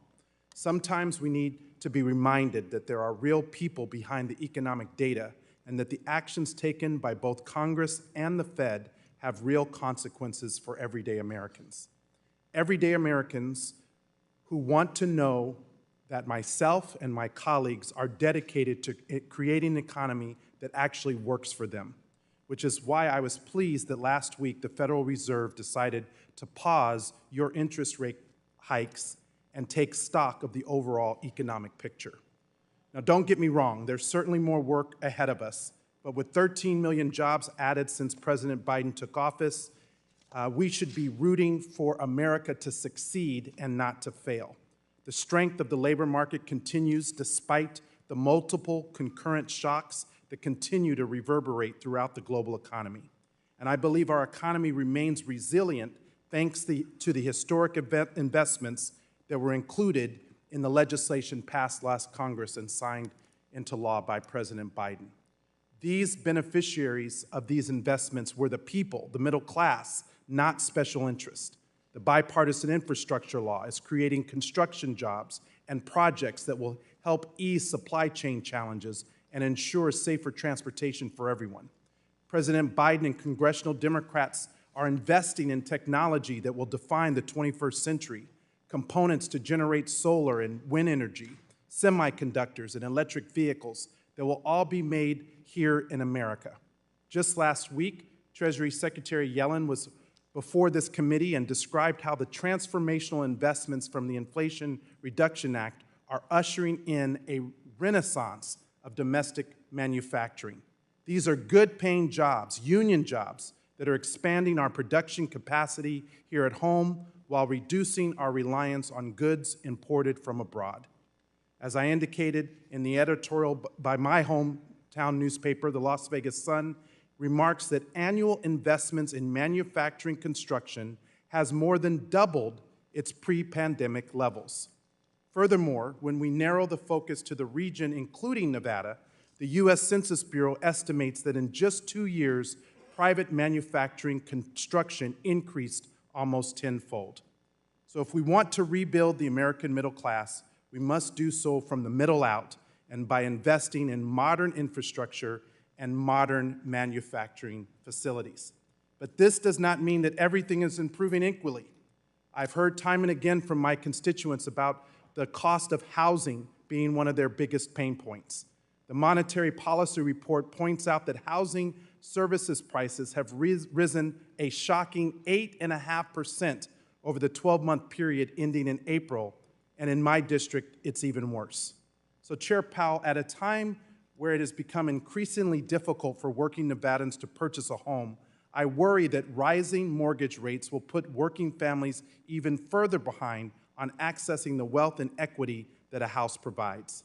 While higher rates have cooled some housing markets across the country, what do you see as the biggest remaining upward pressure on housing services, and what can we do in Congress to incentivize new home starts to hopefully moderate the imbalance between supply and demand in the housing market? I think you're talking about longer run, largely longer run factors here, and I think there has been for some time a shortage of housing. It's harder to get lots, it's harder to get workers, and in the pandemic it had been harder to get materials and things like that. So there's certainly a need for more housing. I think during the pandemic you had people wanting to live in houses rather than downtown in apartments because of COVID. You had low rates, and so you had 2 or 3 years of very, very high price increases for housing, and now that is flattened out a lot as we've raised rates. And Gentleman's time has expired. The gentleman from New York, Mr. Lawler. Thank you, Mr. Chairman. Chairman Powell, you, the Fed's Vice Chairman for Supervision, and many others have indicated that the banking system is well capitalized. Bank capitalization remained robust during the COVID shock and related shutdowns of economic activity and in severe Fed testing, stress testing. Nonetheless, the Vice Chair for Supervision wants to increase capital and other requirements on financial institutions. This will have substantial economic effects that will begin immediately while you are still focusing on bringing inflation back to the Fed's 2% target. Excessively high capital requirements will constrain credit provision to the economy, costing jobs, incomes, opportunities, and living standards. As my colleague Mr. Garbarino pointed out, a 1% increase in capital requirements could potentially reduce GDP by up to 16 basis points based on the Basel Committee literature. On January 21st, 2021, 30-year fixed-rate mortgages had an interest rate of 2.77%. Now, for the same loans, individuals are looking at a 6.69% interest rate for a 30-year fixed-rate mortgage. For the median home, valued at $436,800, the difference from less than 2.5 years ago to now equates to over $300,000 more over the course of the loan. For the median household making around $71,000 a year, that extra $10,000 a year out of pocket in mortgage costs is crushing. Some areas like my district are even harder hit due to the high cost of living and the lack of housing. Combine that with inflation at or above 4%, and these factors are taking a real toll on the average American family, including in the Hudson Valley. Now, further decreasing the availability of credit to households and businesses across the country would only likely worsen this crisis. So, Chairman, do you agree that excessively high capital levels constrain banks' lending capacity with spillover effects on jobs and living standards for Americans, and effects would begin immediately, independent of any proposed phase in timing? I do think that, as I mentioned earlier, there is a trade-off between safety and soundness and availability of capital, and you want to get that balance right. But respectfully, you have testified that there was more than enough capital in these banks. So where are we unsafe and unsound that we would require more capital requirements? Well, as I mentioned, that's the question we're going to be asking as we review the proposals when they do come forward. We don't have a proposal in front of us at this point, and I think as I mentioned, any increase in the capital for the large banks would need to be justified. I don't know that there will be much in the way of capital increases proposed for banks other than the very large banks, but we'll have to see. So you don't believe regional and community banks will face the same requirements? Very different requirements, I would think, as they do now. But you're not looking to increase the requirements on them? We'll have to see what the proposals turn out to be. Honestly, they're still to some extent in motion, and once they're out, we can have lots of conversations about the specifics, but until they are, it's tough to do that. And you'll commit to providing this committee with all such analysis before any proposals come out? I think there will be a proposal that comes to the board sometime this summer, and the board will vote on that, and we'll obviously share whatever analysis we have. Are you concerned that any significant increase in capital could significantly jeopardize the Fed's efforts to rein in inflation? So the thing about capital requirements is there would be a 90-day comment period, roughly, something like that, could be in that range. And then there would be a long period of considering those, the comments that are made, and then there would be movement toward coming to an agreement about what to finalize. And after that, so that would take many months, and then you would be into a situation where there would be long phase-ins. So I don't really think capital requirements play into the near-term economic situation the way interest rate hikes do. Chairman, according to the Bureau of Labor Statistics CPI inflation calculator, it takes $1.16 today to buy the same consumer goods and services as $1 purchased when President Biden took office in January of 21. Do you agree that outsized inflation we have seen since early 2021 has caused and continues to harm workers, retirees, and families trying to make ends meet and pay their bills? I strongly agree with that, and that's why we are taking the measures we're taking. Thank you. Gentleman's time has expired. The gentleman from North Carolina, Mr. Nichols, recognized. All right. Thanks, Chair Powell, for being here with us today. Back in 1995, I worked here in Congress as an intern for Dick Gephardt. I was in his press office, and we had newspapers, where my job would be to clip out the articles and paste them on a sheet. But when I was here in 95, the Grateful Dead were playing. It was one of Jerry Garcia's last concerts, and I was just so disappointed that I missed that concert. But was excited to see that from public reporting that you were at the most recent Dead and Company show. I've been to this version with John Mayer and enjoyed it, but we weren't here. How was the show? Did you like it? Oh, it was terrific. What can I say? So it was great. I've been a Grateful Dead fan for 50 years, so. Well, I've found one universal truth that I like people who like the Grateful Dead. So, so having said that, you know, I have limited time, but do you want any time to go back to some of the questions that you had? You want to elaborate on anything that you've said here so far today? You're very kind to offer, but I'm fine with the answers I've given so far, I believe.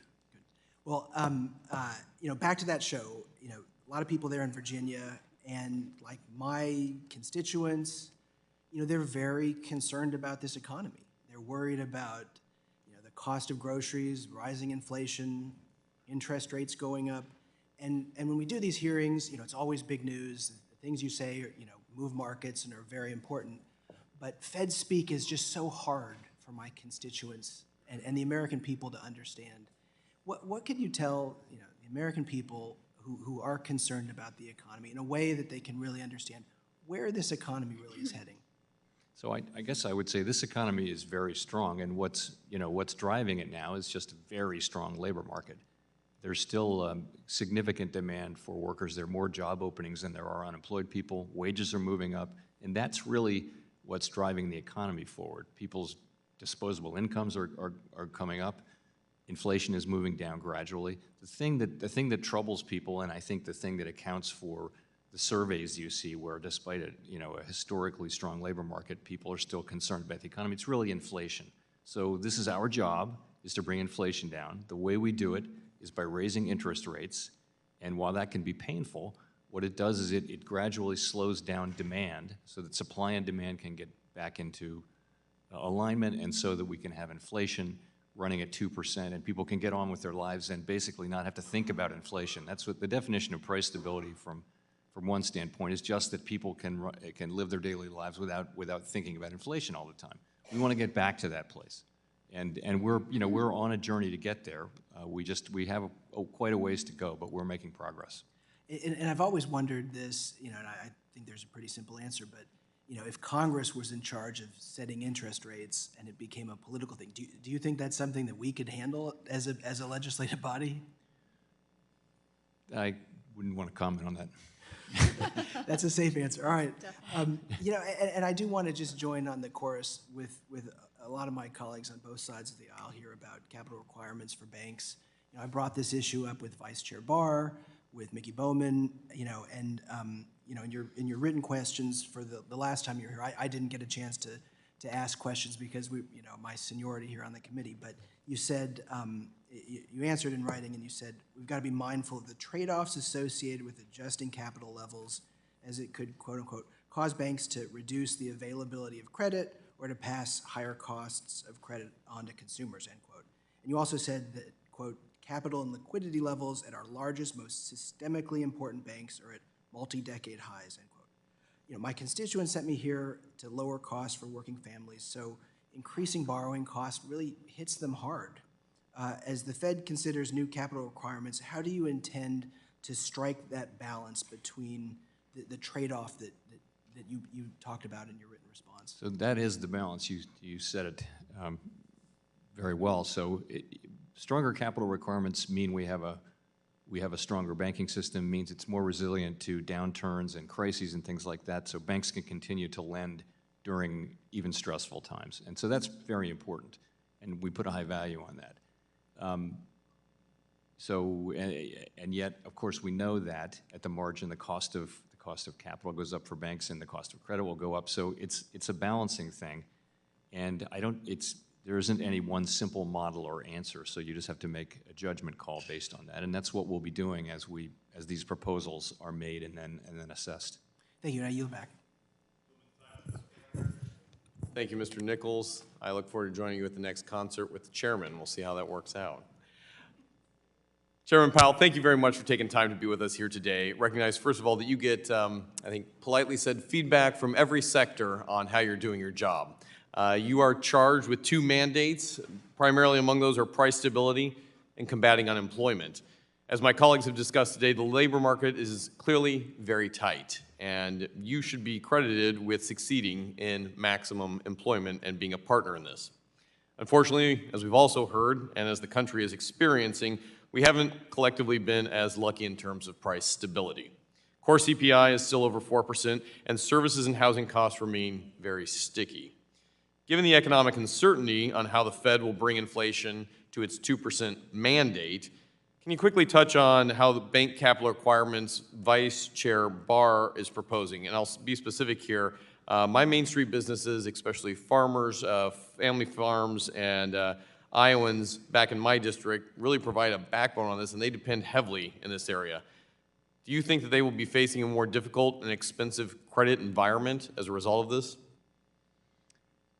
I don't think so, and particularly in the near term. So, first of all, many of those people will be dealing with regional and community banks, right, rather than with the GSIBs. But even with the GSIBs, though, as I mentioned, the phase-in for higher capital, the process of publishing and then getting comments and evaluating those comments, and then coming to a broad agreement and consensus on what to implement and over what time period, that takes time. And so it will not be important during this period of the next year or two when we're getting inflation back down to target and the economy's kind of normalizing. I don't think the capital the capital changes will have much of an effect in the near term. So, Mr. Chairman, let me ensure that I'm hearing you correctly. And Vice Chair Barr is engaging with small businesses throughout the Midwest right now on potential knock-on effects from this holistic review.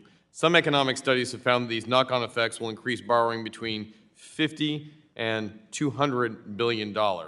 As we look to cut this in half, is this the right thing to be doing? Sorry, cut in half. The inflation rate. Honestly, I don't think the two are really in conflict. We have an obligation to bring inflation back down to 2% over time, and we will do that, and we'll use our tools to do that. But I think the question of bank capital is real. I don't see it as a key factor in how we think about inflation, because again, it'll take quite a while to decide what to do and then to implement. Some of the changes we're talking about will have multiple year phase-in periods, for example. So, Mr. Chair, let me ask you on that implementation timeline, particularly for new capital standards. You said it would be some years before it would go into effect. According to a report published last year by the Federal Reserve Bank of Cleveland, in the case of implementation Basel III, banks began to increase their capital ratios, and I quote, prior to the publication of specific language applicable to U.S. banks, end quote. And that bank responses we estimate to take place well before Basel III rules started to come into force after 2014. Do you agree with the Cleveland Fed, and do you believe that our banks will begin to adjust as soon as the proposal is released? Yes, I do. It's not an absolute thing where they'll wait until the effective date. Right. They will certainly, and they may even be starting, but I would think the earlier you start, the more gradual the path will be. Very quickly, I want to turn to a different subject. It's been brought up by a number of my banks back home relating to a central bank digital currency, or any federal issued coin. We have seen how this administration and the last Congress wanted to require anyone who made more than $600 on a third-party settlement organization like an eBay purchase has to report that to the IRS. The existing threshold before the law was modified was $20,000. That is how far this administration wants to peek behind the curtain of what my constituents are spending their money on. And $600 in Iowa doesn't go a long way. It's the equivalent of a PlayStation or paying for your kids' dance classes. I'm a dad of 6.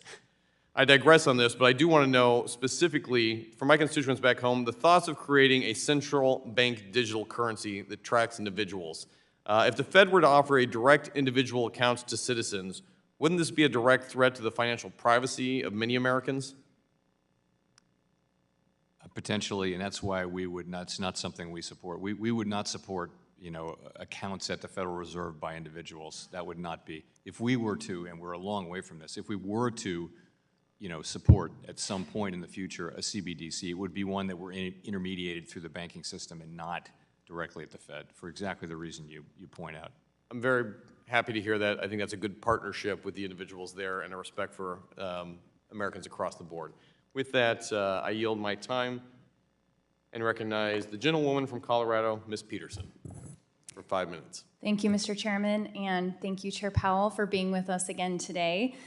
I come from Colorado. I was in the legislature for 10 years, and when the pandemic happened, I was part of being one of the, unfortunately, elected people during that time, that difficult time. When I think about what our country was going through a few years ago, where our economy was almost in free fall, completely shut down, our local governments were, they were slashing their budgets, they were laying people off, and what that moment meant that we had to do in stepping up at the national level to infuse dollars to save our country's economy. So my frustration here is that we continue to talk about inflation as if it was spending just to spend money, instead of acknowledging the urgent crisis that this country and this world was in, and what we needed to do in the moment to make sure that we were able to recover, keep our small businesses afloat, our local governments, and ultimately recover much more quickly than others. So since we talk about this often, I'd like to know, if you look to other countries around the world who didn't infuse dollars like we did, is there countries that we can look at to compare what the outcomes would be, and what is their recovery like now? Our recovery is by far the strongest of any country. And I would say inflation that we have is actually, everybody has very high inflation. The EU, the United Kingdom, many countries within Europe as well. Thank you. That was my next question, is how we compare to other highly developed economies on our recovery. So it sounds like in the emergency that we were in, the hopefully once in a century global pandemic, that the United States ultimately met the moment, and that when the American people look at what has been done, we should feel really good about where we are, but we know we have a long ways to go. And so I also want to acknowledge that something that comes up often is that rising debt leads to increase in higher rates of inflation. Doesn't that also include tax cuts, trillions of dollars of tax cuts that we couldn't afford that went on our rising debt? In terms of today's inflation? So I think if you look, to your point, you look around the world, there's a common factor that has driven inflation very high in lots of advanced economies, and it's the pandemic, and it's everything about the pandemic: the closing of the economy, the reopening of the economy, the fiscal support, the monetary support, all the things that happened went into high inflation. And inflation is coming down. We'll look back on this, and we'll be able to look back at period of very high inflation. But I think it's not just monetary and fiscal policy. It's also just things to do with the pandemic, various shocks. Absolutely. It's hard to believe where we were a few years ago and where we are now, although we do have challenges ahead. Another frustration that I have here is our failed policies around immigration reform and providing legal pathways for workers here in this country. When I talk to business leaders across the country, they say that the number one thing that we could do to address inflation is address legal pathways for people who want to work here. And so, while I recognize you say your job is to address inflation, you are still limited only within the tools that you have. So my question to you is, would an increased labor supply help supply chain issues and inflation in this country?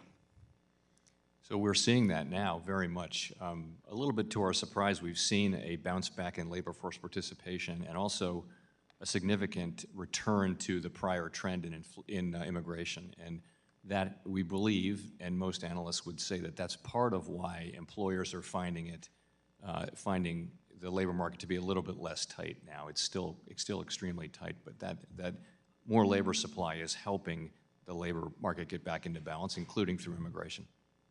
Great, thank you. Another concern that I have is not just now our inability to address legal pathways to work in the United States and the consequences of not doing that to our economy. I really worry about in the long term if we don't address our labor shortage. So I'd like to know if we are unable to provide these pathways looking at the needs of this country, do you see this contributing to the rising costs and inflation here in the United States in the long term? I'm not sure about the long term, but I would say that, right now still employers are reporting a very significant excess of demand for workers over the supply of workers. And so there's a lot of demand out there for people to work. Thank you, Mr. Chair. The lady's time has expired. I now recognize the gentlewoman from Texas, Ms. Dela Cruz, for 5 minutes. I thank the chairman for holding this important hearing today. It is critical that this committee continue to explore how the Biden administration's ill-conceived policy and regulatory approaches are harming our nation's economy. And thank you, Chair Powell, for appearing before us today. I'd like to lead off with a question that I posed for Vice Chair Barr when he recently appeared before this committee. As a representative for a largely rural district where my constituents, of which 86% are Hispanic, heavily rely on smaller institutions or community banking institutions for their financial needs, I am concerned about Mr. Barr's focus on factors that aren't necessarily material to the recent bank failures.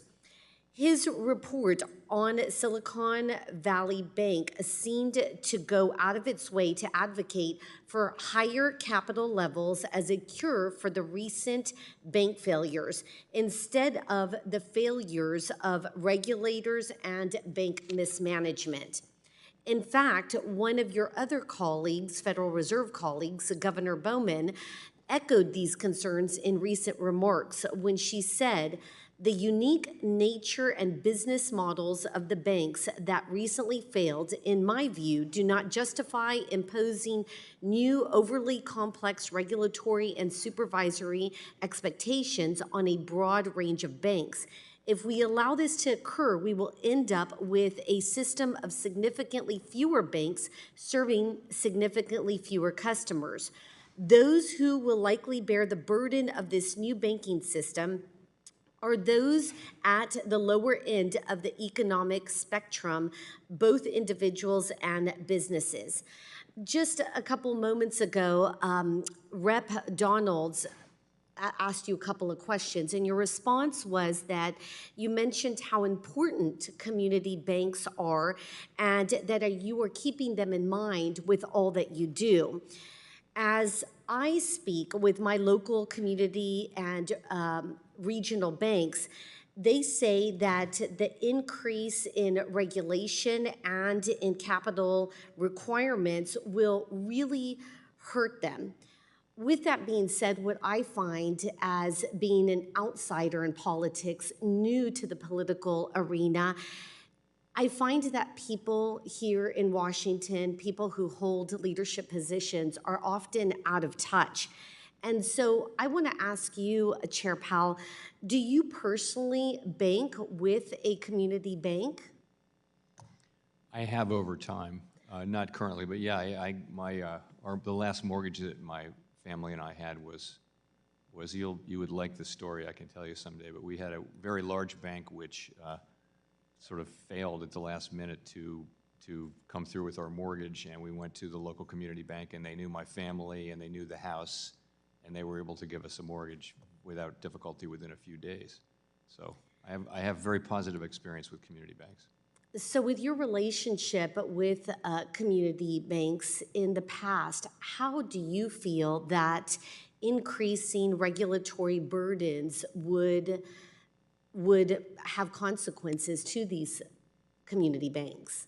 So I really think that the things we're looking at are not about community banks. They're about the very largest banks, and to some extent, banks in the Silicon Valley Bank range is sort of 100 billion to 250 billion. So that's far larger than I would consider a community bank to be, under 50 and probably under 10 billion in assets. So those are not the focus of the regulatory reforms, I believe, that are going to be proposed to the board for consideration this summer. And I will also hope that be true, because, as I said, in my district, we have a lot of community and regional banks that would suffer with increased regulation and capital requirements. And so with that, I have very little time, so I will yield back to the chair. Thank you. The gentlelady yields back. I now recognize the gentleman from California, Mr. Sherman, for 5 minutes. I want to comment on one success story.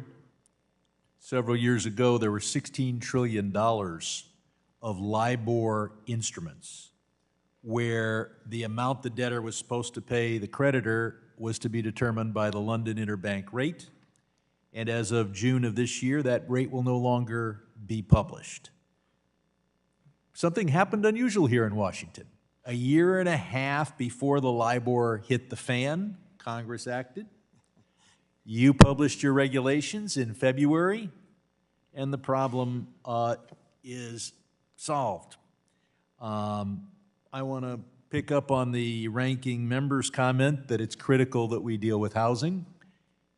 There's a lot we can do in Washington, but we also need to get cities to allow the construction of apartment buildings and condos. Someone here has talked about the de-dollarization. We need to compete against the euro and against the yuan, but one place where Congress can act is with regard to crypto. The crypto billionaires have told us they want to displace the dollar. They're working for de-dollarization. And when billionaires tell you they are trying to hurt your country, you should believe them. There's been a discussion here as to whether it's the pandemic or Washington, D.C. policy that's caused the inflation. We have a perfect test case. Our annual inflation rate is now at 4%. The European Union, where Mr. Biden is not president and Mr. Powell is not head of their Federal Reserve, the European Union is, in May, had 7.1% inflation. The unemployment rate in the United States is 3.7%. The European Union is at 6%. And since the pandemic began, GDP has grown in the United States 5.3%. In the European Union, only 3.1%. I think it's pretty apparent that our policy has turned out to be actually better than Europe's policy.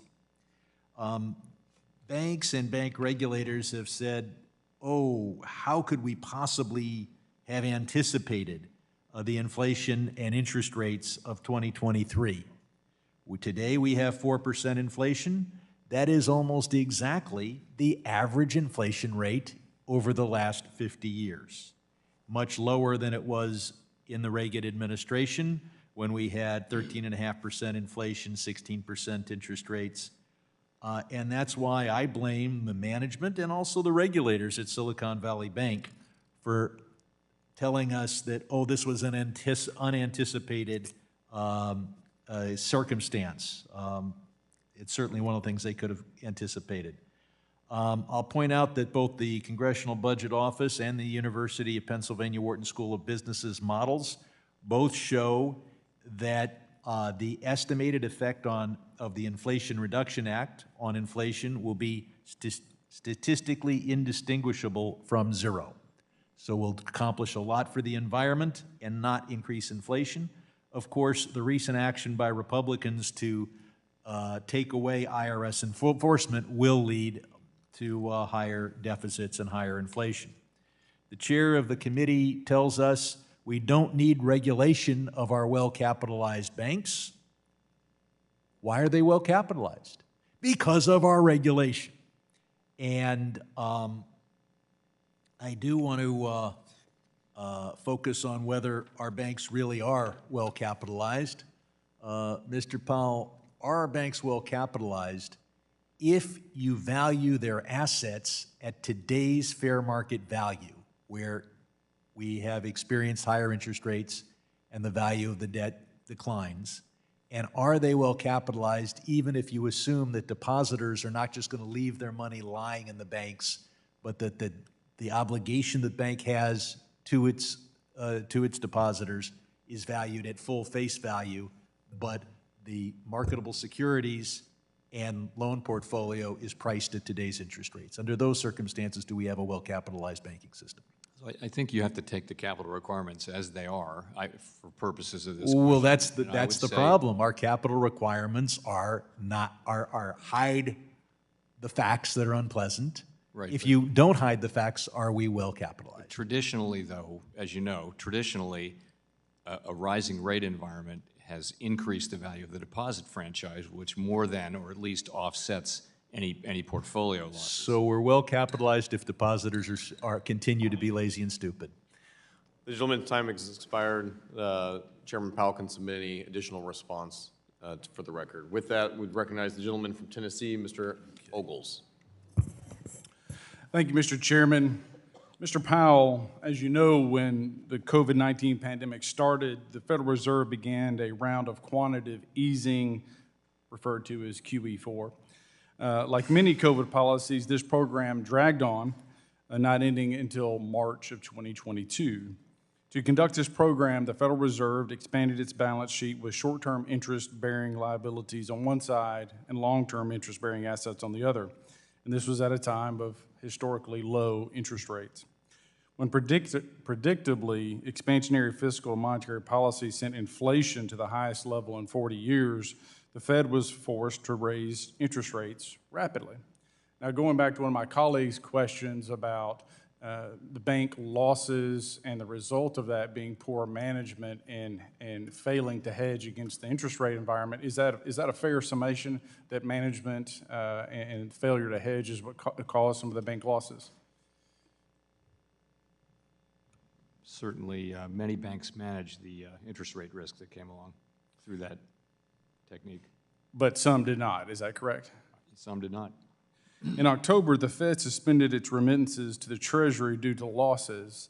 Mercatus Center estimates that the lost revenue for the Treasury will result in $760 billion over the next 10 years. And so it does concern me that Treasury is blaming banks for mismanagement when you yourself had to stop remittances and will suffer losses. Now, when the Fed prepared its and I said Treasury Fed, but semi-annual monetary policy reports through the time of QE4, none of those reports mentioned interest rate risk would impact the government's finances. Should that have been disclosed, or did the Fed not understand its own risk in correlation to the interest rate environment? Well, so what we do, we remit all of our profits, right? And in the era of QE, those profits were enormous. We remitted something like $1.2 trillion in profits to the Treasury Department because, you know, we're funding purchases of long-term assets with issuance, as you pointed out, of overnight, you know, lower rate instruments. So, you know, in a way, that's what was happening during the QE era. As we now enter an era of raising rates, that'll turn around a little bit. But ultimately, though, we don't manage at all for fiscal reasons. What we're managing to is maximum employment and price stability, and we're using our tools to achieve that. So we don't think of ourselves as trying to attain some kind of fiscal goal one way or the other. But what about, as far as, well, I guess I'll ask this question. When you look at, you know, the roughly $700 billion in blow to the Treasury, how's that going to impact the President and Congress's kind of economic plans and policies going forward? I mean, is it going to impact negatively? It's not, it doesn't affect spending, right? It doesn't affect, Congress appropriates money, the executive branch spends it. It affects, so it will mean that more borrowing has to take place, and that could raise rates very marginally at the margin. But that's how it would affect the budget, but it wouldn't be a major effect on the budget. Well, I didn't ask about the budget moreover than our overall economic goals. And I think what I think a lot of us are getting at is when you look at Main Street America, when you look at mortgage rates and how it's impacting, you know, families' abilities to get a mortgage. And so someone who was eligible for $300,000 to buy a home now is no longer eligible for that home. You have people that are now upside down due to this, you know, expansionary interest rate environment. And I have concerns about, you know, future raises and the impact that's going to have on small businesses, availability of credit, and again, your average homeowner. And the people that pay that or bear the burden of that are your lower income and your middle class families. Now, when you look at Silicon Valley Bank, which is supervised by the Fed, again, I get back to when you look at the interest rate increases, why there was not more warning or hedging from you as the impact it may have on the fiscal system, the financial system, and the banking system, because as we've well acknowledged, both sides of the aisle, that there was some poor management, but the regulators and the communication from the government was lacking. And Mr. Chairman, I am out of time. Mr. Powell, thank you for being here, and I'll yield back. Thank you, Mr. Ogles. With that, the chair recognizes the gentleman from Massachusetts, Mr. Lynch. Thank you, Mr. Chairman, and I thank the ranking member. Welcome, Chairman Powell. Good to see you again. Chairman Powell, I heard some of your comments the last couple of days about the Fed seeking a softening in the labor market.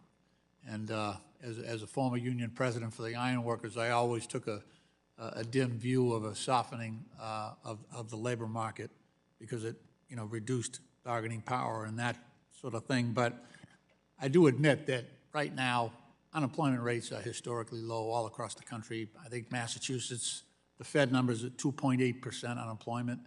Arkansas, even less. Alabama, even less. So I understand the need for your position.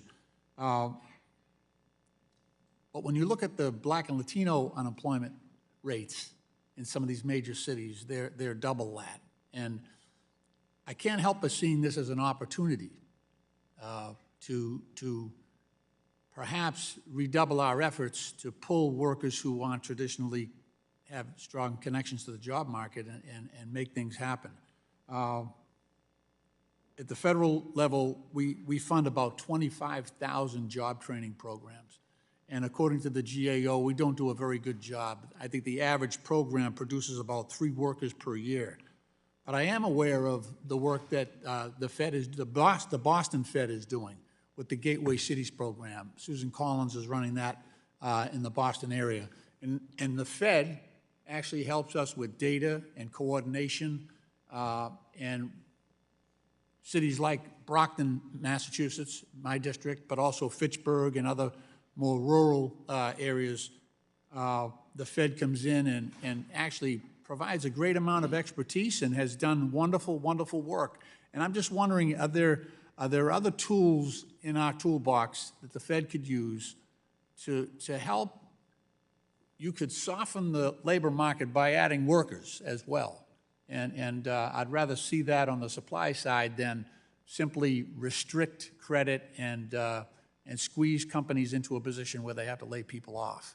And I'm just wondering if there are other tools that you think might be available to us to accomplish that. So I'll say 2 things. First, what the softening that we've seen so far in the labor market has been around job openings declining. It has not been around unemployment increasing. We've seen some wages moderating back toward more sustainable levels. You'll remember well the labor market before the pandemic, where we had 2% inflation and a really tight labor market with no inflation, and a lot of the gains were going to people at the lower end. That's where we all want to get back to, because what we have now is a very tight labor market, but inflation is so high, it's eating up the wage gains that these people make, so we need to get away from that.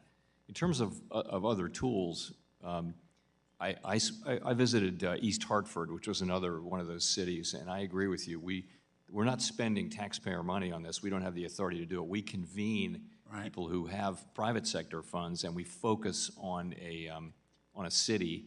And I was really impressed. I don't know if you sound like you visited one or more of these cities. It's amazing what you can do. Yeah.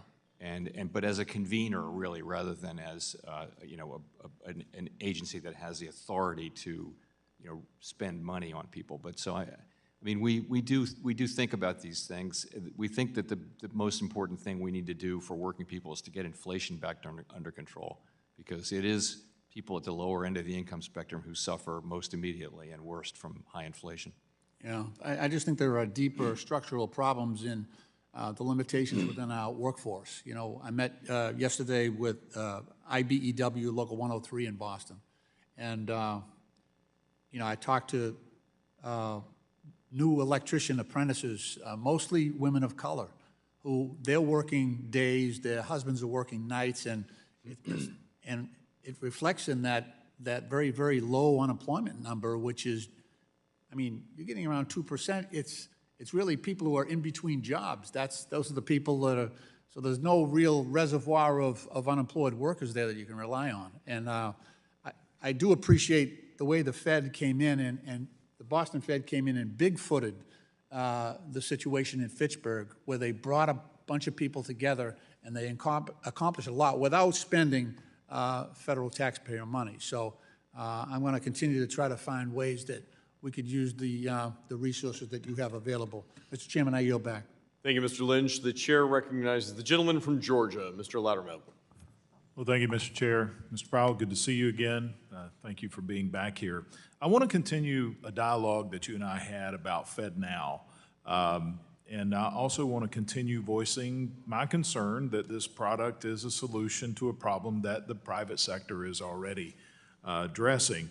The RTP network is already capable of instant settlement with a much greater degree of connectivity than FedNow will have at launch next month or in years to come. And my concern is also that the Fed has an undeniable advantage over the private sector in the payment space, as it can clear transactions through Fed master accounts. Furthermore, the Fed already has options to improve transaction speeds through existing services. For example, the Fed has discussed extending the operation hours for the National Settlement Service since 2015. So first question is, why not respond to industry demand by improving existing services instead of launching a new one that can compete with private industry? Well, we, as you may remember, we surveyed all of the banks, not just the large banks who stood up RTP, which was a very positive development that we supported. And overwhelmingly, the smaller banks wanted us to set up FedNow. This was a very overwhelming view among smaller banks. They wanted a Fed alternative to RTP. So we set it up, and I would agree with you. That does not a reason not to work on the efficiency of our other payment services, and I hope we're doing that. I mean, I know we're doing that. So we had also discussed in the past about setting up some guardrails to protect customers from accidental or fraudulent transactions. And we know that's a big issue across the entire financial services sector. And in response to that, you know that the banks already have procedures for customers to report unintentional transactions, and FedNow will come up with a suite of features as well to help institutions investigate and remedy any unintentional or fraudulent transactions. However, with real-time settlements, this becomes a whole lot more difficult than just debiting the account that received funds by mistake. Can you elaborate on how you're going to handle this protection? Yes, and of course RTP faces the exact same issues. I mean, it's a problem with real-time payments. You just have to have very high, extra high levels of security around the payments, who the payee is, and that sort of thing. And we do think we can master that and build that in, as any faster payment. Do you have any ideas of the direction that you're looking to go? How are you going to be able to resolve those? Or is this just something you're beginning to look into? No, I think we've built very strong safeguards in. I can't give you the technology answer. Okay. But we'll be happy to supply that. Yeah, if you could supply that, I appreciate it. Just a couple other questions. Will the Federal Reserve itself use FedNow for real-time payments between banks and in the system? I'm sorry, will it? Are you going to use the FedNow for real-time payments between banks within the system? Yes, I mean, that's what it's for. It's supposed. It's an interbank payment system that allows banks to offer real-time payments to their customers. Okay, so with that, I'm going to divert just a little bit. I've dealt with in the past at state level with government competing with private industry, and we run into this problem where the government has an undeniable advantage. In this case, it had to deal with internet services, where city governments had gotten involved in internet servicing and started competing against private providers. And the issue came that the city governments were undercutting the private providers because of the poll access fee. So we passed legislation in the state of Georgia that required that any municipal government that provides a service that competes with private industry has to assess themselves the same fees. So with that in mind,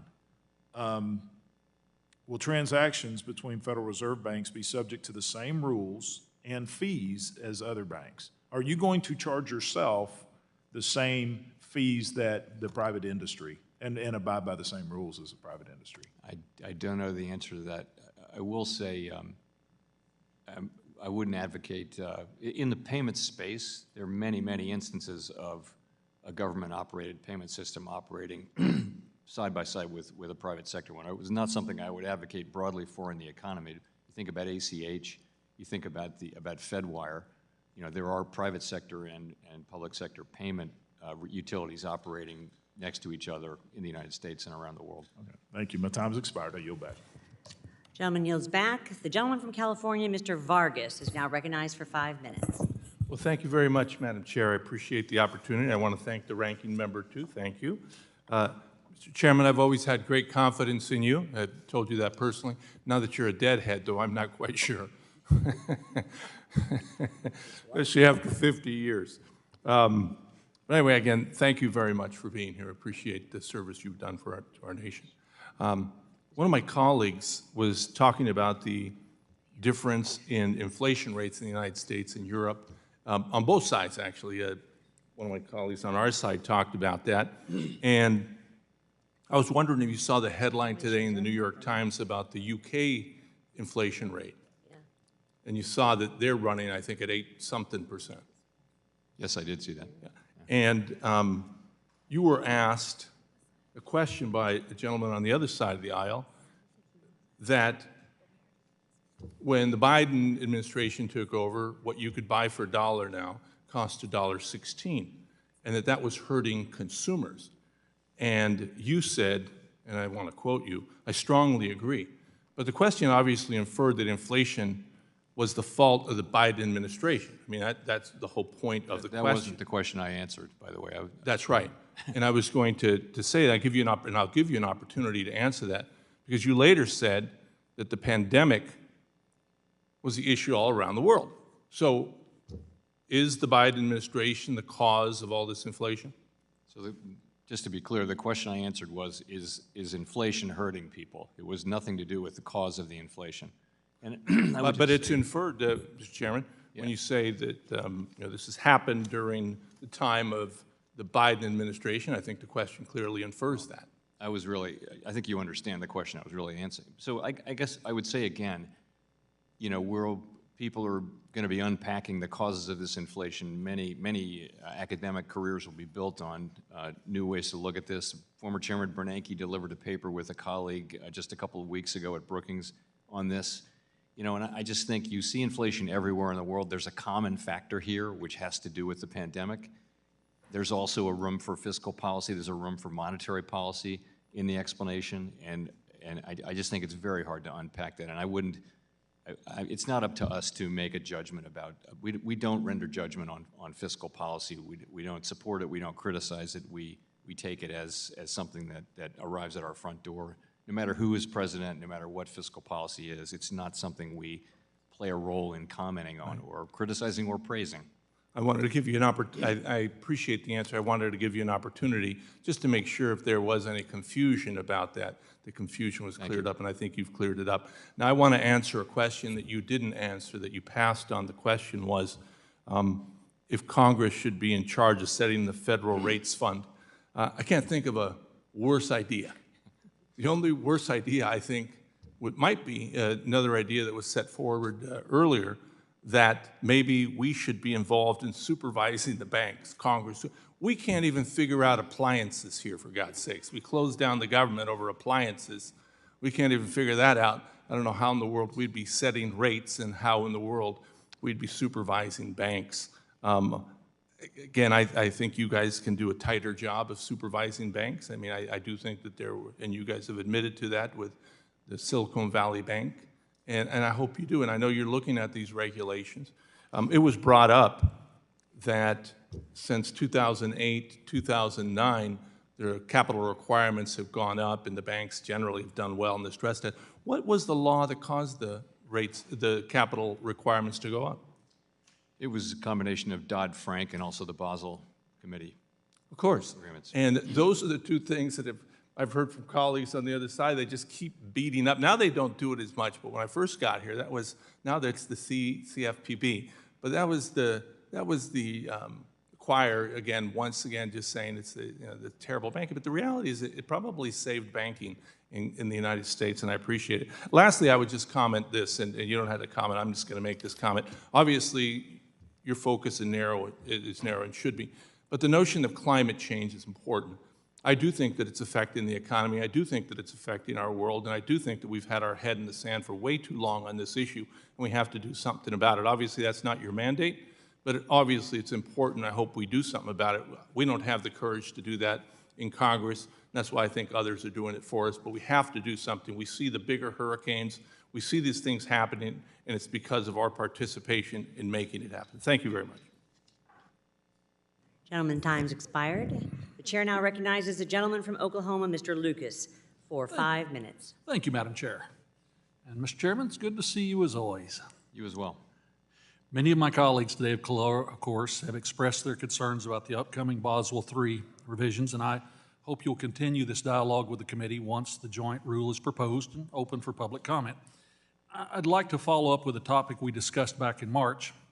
I'm sure you're keenly aware of how important it is for banks and companies to manage interest rate risk. Participating during the last several years, the Silicon Valley Bank made that very clear. Could you speak generally to how hedging interest rate risk is an important risk management tool for U.S. banks and companies? I think you see the reality of it here. When rates go up, banks are encouraged by their supervisors and their own internal personnel and risk committees that they need to manage that risk. And most U.S. banks did a good or adequate job of that, I would say. But it's a fundamental risk of banking, one of the most basic risks along with credit risk. Exactly. And on that point, I've heard concerns that the Fed's Basel III revisions could increase costs for derivatives end users, whether hedging interest rate risk or commodity price risk. I'm optimistic that these concerns will be addressed. Having said that, these revisions to capital requirements do not exist in a vacuum. The SEC is proposing major changes of their own. Last week, I asked Secretary Yellen if Treasury is coordinating with the Fed and SEC on economic analysis necessary to understand the potential consequences of U.S. banks implementing both significant market structure changes and increased capital requirements associated with market activities. The Secretary responded that the Fed is, in fact, coordinating with Treasury on this analysis. Are you aware of this coordination, and have you personally been a part of these conversations? I have not been a part of those conversations, but I do understand that that's correct. Okay. Chairman Powell, I'd like to follow up with you on your conversation with Congressman Gonzalez from earlier today. You have assured this committee that the Fed is not a climate policymaker, and I appreciate your commitment to this. However, I'm concerned that the Fed's regulatory toolkit would be utilized in a way that would, in effect, require the Federal Reserve to make policy decisions on climate change. We've seen other U.S. financial regulators embark on significant climate rulemaking, such as the SEC. Chairman Powell, are there principles you keep in mind when ensuring that the Fed doesn't give in to, shall we say, political pressure around things like climate change? There are, and for starter, one would be that we don't see it as at all appropriate for us to tell banks what legal businesses they can lend to. That's not our role. We don't allocate credit. So what we do is we supervise banks to make sure that they understand and can manage the risks that they're running. And we're thinking of that as our point of contact with climate change, in the sense that it's another risk that over time banks need to be able to analyze and assess. So, but fundamentally, though, as I mentioned earlier, climate change is going to be a very important issue for a long time, and it needs to be addressed principally by elected people, because it has enormous distributive consequences, and we don't have a mandate to deal directly with climate change as a policymaker. It does arise in connection with bank supervision, but that's not the heart of bank supervision. That's just a small part. I very much appreciate those comments, Chairman. On another topic, I'd like to discuss the Fed's balance sheet, which currently stands at around $8.5 trillion. As you know, the size of the balance sheet more than doubled as the Fed worked diligently to stabilize markets during the height of the pandemic. Now, as the Fed begins to reduce the balance sheet, could you explain this process and describe the levels of securities that the Fed would look to maintain in the long term? So the way the process works is securities mature, and they roll off our balance sheet, and that's the way it works. And there's a cap for MBS, mortgage-backed securities, and also for treasury, so it doesn't get too large. And if you hit that cap month upon month, it works out to roughly a little less than $1 trillion a year in shrinkage, which is a whole lot faster than what we did in the last cycle. But then again, the balance sheet is that much bigger. In terms of the level, we're thinking about a level that will allow us to operate our abundant reserves regime with enough of a buffer on top of it so that reserves won't accidentally become scarce. I can follow up more with you on this. Thank you. My time has expired, Madam Chair. Gentleman yields back. The gentlewoman from Ohio, Ms. Beatty, is now recognized for 5 minutes. Thank you, Madam Chair. Thank you, Chair Powell, for being here today. I have 2 questions I'm going to try to quickly get through. The first question on the U.S. dollar dominance is kind of a follow-up to Congressman Torres's question. Chair Powell, in the National Security Subcommittee, which I'm the ranking of, we've been discussing the importance of preserving the U.S. dollar's status as a global reserve country.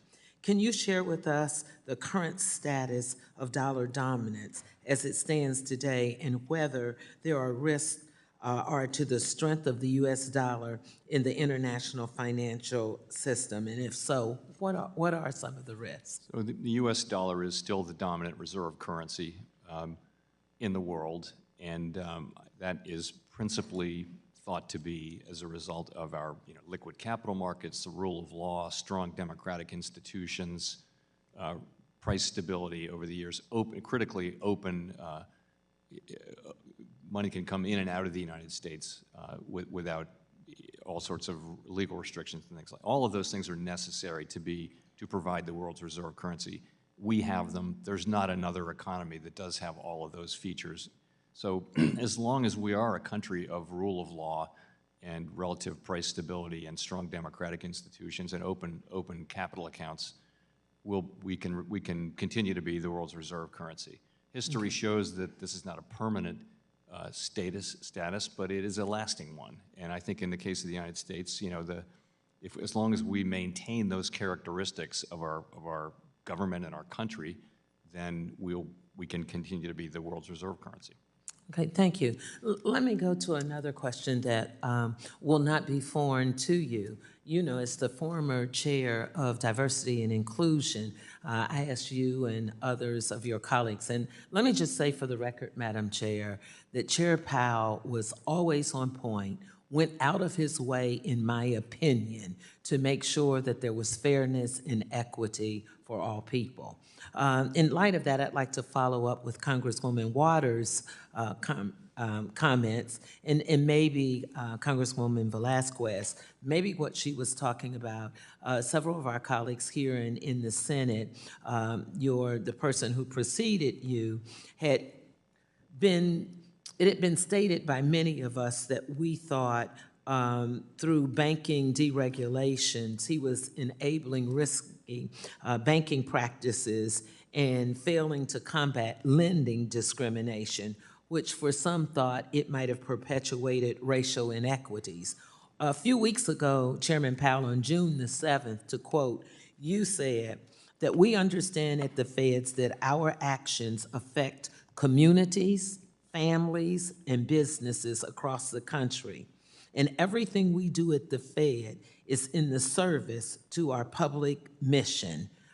So could you maybe elaborate, or the time ran out with Congresswoman Waters on, is there anything you'd like to share with us that you do at the Feds that would dispel that there are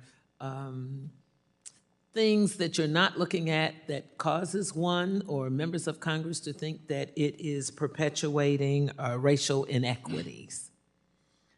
Well, as you know, we do consider, we call out disparate economic characteristics of different demographic groups, including by race, and we want those facts to remain present in the room as we're making our decisions. We try to think of maximum employment we do think of it as a broad and inclusive goal, meaning we're not just looking at the aggregate level. I think it's important to keep those facts in your head as you think about monetary policy. I will say, though, that we have one federal funds rate, and we don't really have tools that address distribution and historical inequities and things like that. Really, the Fed is not an agency that has those things. The best thing we can do for everybody, including in particular low and moderate income communities, is to maintain price stability and over a long period of time, and on top of that, a very, very strong labor market. Those strong labor market conditions are the single biggest contribution we can make on this area. Thank you, and let me end by saying I appreciate your comments that you said you realize that high inflation imposes hardships as it erodes purchasing powers for food and housing from the least of us. Thank you so much for being sensitive to everyone. Gentlelady's time's expired. Chair now recognizes the gentleman from Michigan, Mr. Huizenga, for 5 minutes. Thank you, Madam Chair, and Chair Powell, good to see you again. I wanted to follow up on an exchange that we had back in March, this past March, where we were discussing the parameters highlighted in the Federal Reserve Board's legal opinions that outlined how asset managers can operate without being deemed, quote, in control of a regular bank or a bank holding company. Letters from the Fed's legal division also include certain commitments made by these asset managers to ensure the same result. However, it's no secret that this percentage of ownership held by asset managers will constantly fluctuate as shares are purchased and sold on a daily basis. With the ever-changing ownership structure, someone must ensure asset managers are complying with not only these opinion letters, your opinion letters, prepared by your own staff, but also with the statutory and regulatory framework that the letters outline. So, Chair Powell, I'd like to ask you again, is the Fed taking any steps to assess or monitor whether Vanguard, BlackRock, and others are complying with these commitments made in November of 2019 and December of 2020, respectively? Is that ongoing? Can you give me 1 second? Okay.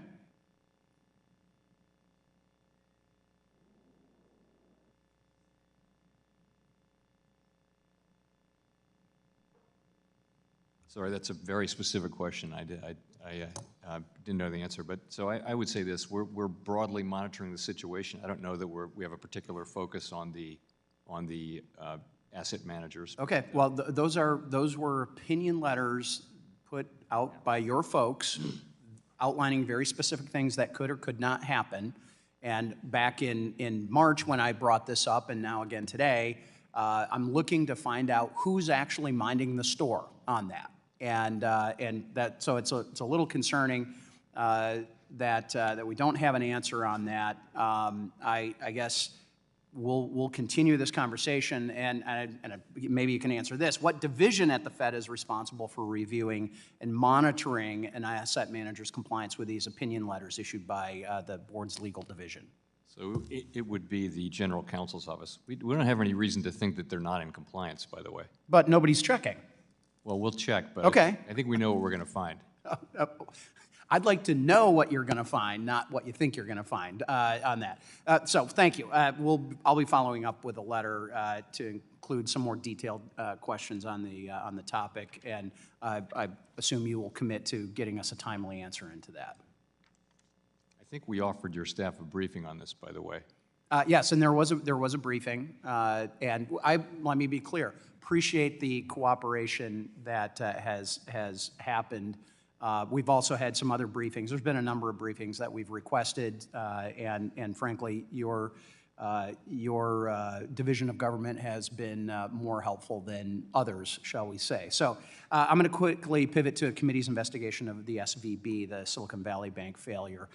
Your staff has been working to get us some answers on our outstanding questions. You did your own report. Now it's our turn. And can you appreciate that the committee, our committee, is conducting its own independent review of what happened in March? Yeah, very much so. Okay, thank you. Will you commit to producing the interview notes and allow us access to the staff who participated in the interviews conducted for the Fed's own internal review of the bank supervision report? I'm not in the middle of that discussion. I don't know where that stands, so I don't want to make commitments that I can't back up. So I'll be happy to understand where that discussion is and try to work with you. We're going to be following up for sure on that. When Vice Chair Barr concluded that a, quote, culture shift, his words, happened, do you know if the Fed officials spoke with examiners of other banks, or was this conclusion made solely after the review of SVB? In other words, did they find some systemic problem throughout the Fed?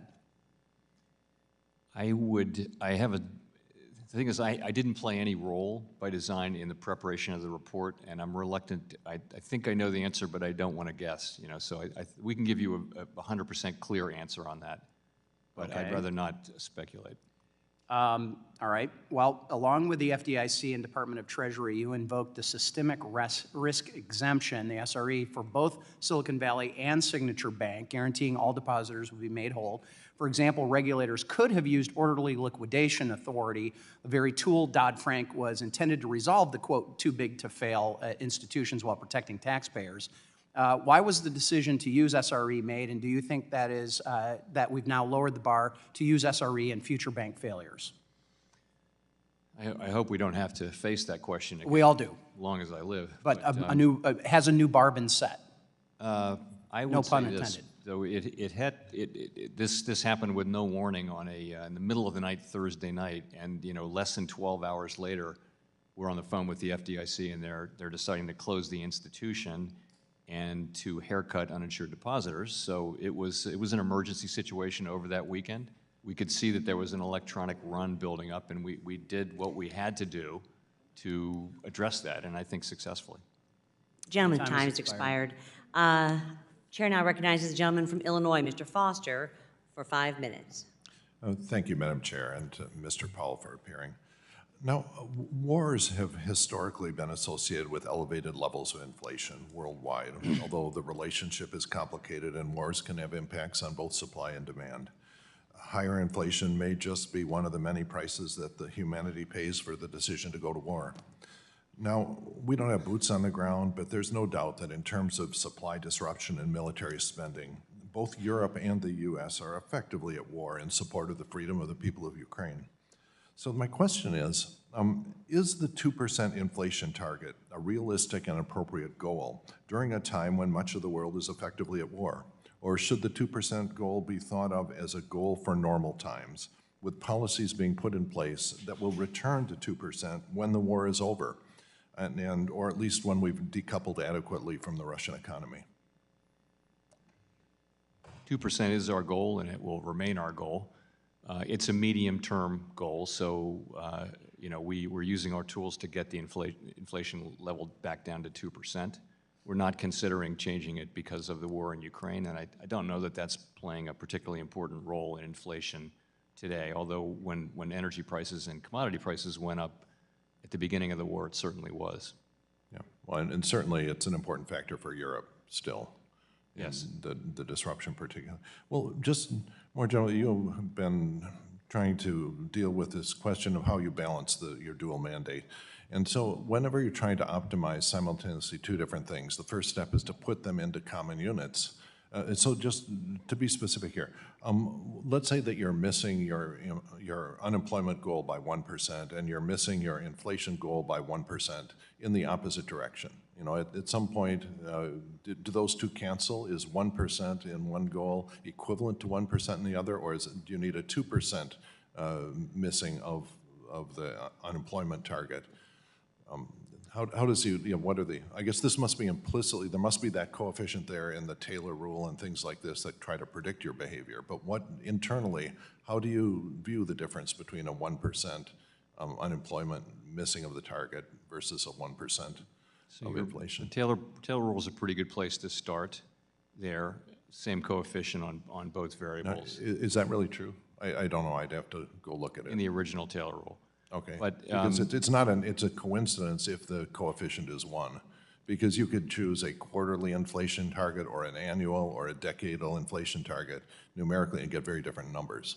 So it's also, there's a significant amount of research about the relative social costs of inflation and unemployment, and you wouldn't want to ignore that research either. So I think there'll be a lot of judgment in this. At the current moment, it's not a question because we're obviously the labor market is extraordinarily strong, and we're very far from our inflation target. So we don't have you're that getting conflict. complaints from business that the labor market may be too tight. At least it's viewed from the Taylor rule point of view, that there is a penalty that you pay when the unemployment gets too small. There is a target you're trying to hit. But both Okay, sides, and both sides are calling right. for tight policy, though. Yes, that is correct, at present, but there, you can certainly foresee times when they will be in tension, and they historically have been. And so you're saying that pretty much it's a 1% on both, that you I think that's a starting place. I think it doesn't lend itself to that level of precision. Yeah, well, it's either that or you have to face questions like you've been facing for the last decade. and just how do you balance this? Let's see, in terms of the internet or electronic runs on banks, it seems like that's a new thing that's going to have to inform bank capital and liquidity provider. The first question is, if you get a significant electronic run on a significant sized bank, is there anyone but the Federal Reserve that can provide that emergency assistance? Or do you pretty much have to be the only line of defense against the big internet runs? Well, I think regulation and supervision can play a role in that as well. And that's in stopping the run from starting, right? But yes. But part of that stopping the run from starting is knowing that if it starts, that there is someone or some entity that can stop it. We're the lender of last resort, and that is something that only the central bank can be or do. But I would say changes to regulation to assure that that you don't have this mismatch between runnable liabilities and available cash to fund their run-in. That's something we can address and will address through regulation and supervision. Thank you. Yield back. Gentleman's time has expired, and the chair now recognizes herself for 5 minutes for questioning. Welcome, Chairman Powell. I want to start asking about the FOMC, the Federal Open Market Committee's latest forecast. It predicted that core inflation will fall below 3% within a year. This forecast has been the exact same for each Fed meeting over the past 2 years and has been wrong each and every time. Why do FOMC participants continue to make the same forecast, sir, and what data are they reviewing to make this forecast? So in the world of economic forecasting, we don't really have any advantage over private sector forecasters who've been at this. There's a number of private sector forecasters that are well-resourced, and the data are all public. We don't have private data. That's not how this works. And I think essentially all forecasters have made the same mistake, which is at the beginning thinking that the supply chain problems would be resolved quickly and workers would come back to work quickly and things like that. It's just been, inflation has consistently surprised us and essentially all other forecasters by being more persistent than expected. And I think we've come to expect that and expect it to be more persistent. It just seems that we moved way past the whole transitory thing, and for 2 full years now, they've been saying it's going to be under 3%, and clearly they've missed that. So it was just a little concerning to me if there was something that we're missing. Let me move on. In your press conference last week, sir, you stated that, and I quote, "The conditions we need to see in place to get inflation down are coming into place. What conditions are you seeing that show that we're moving in the right direction?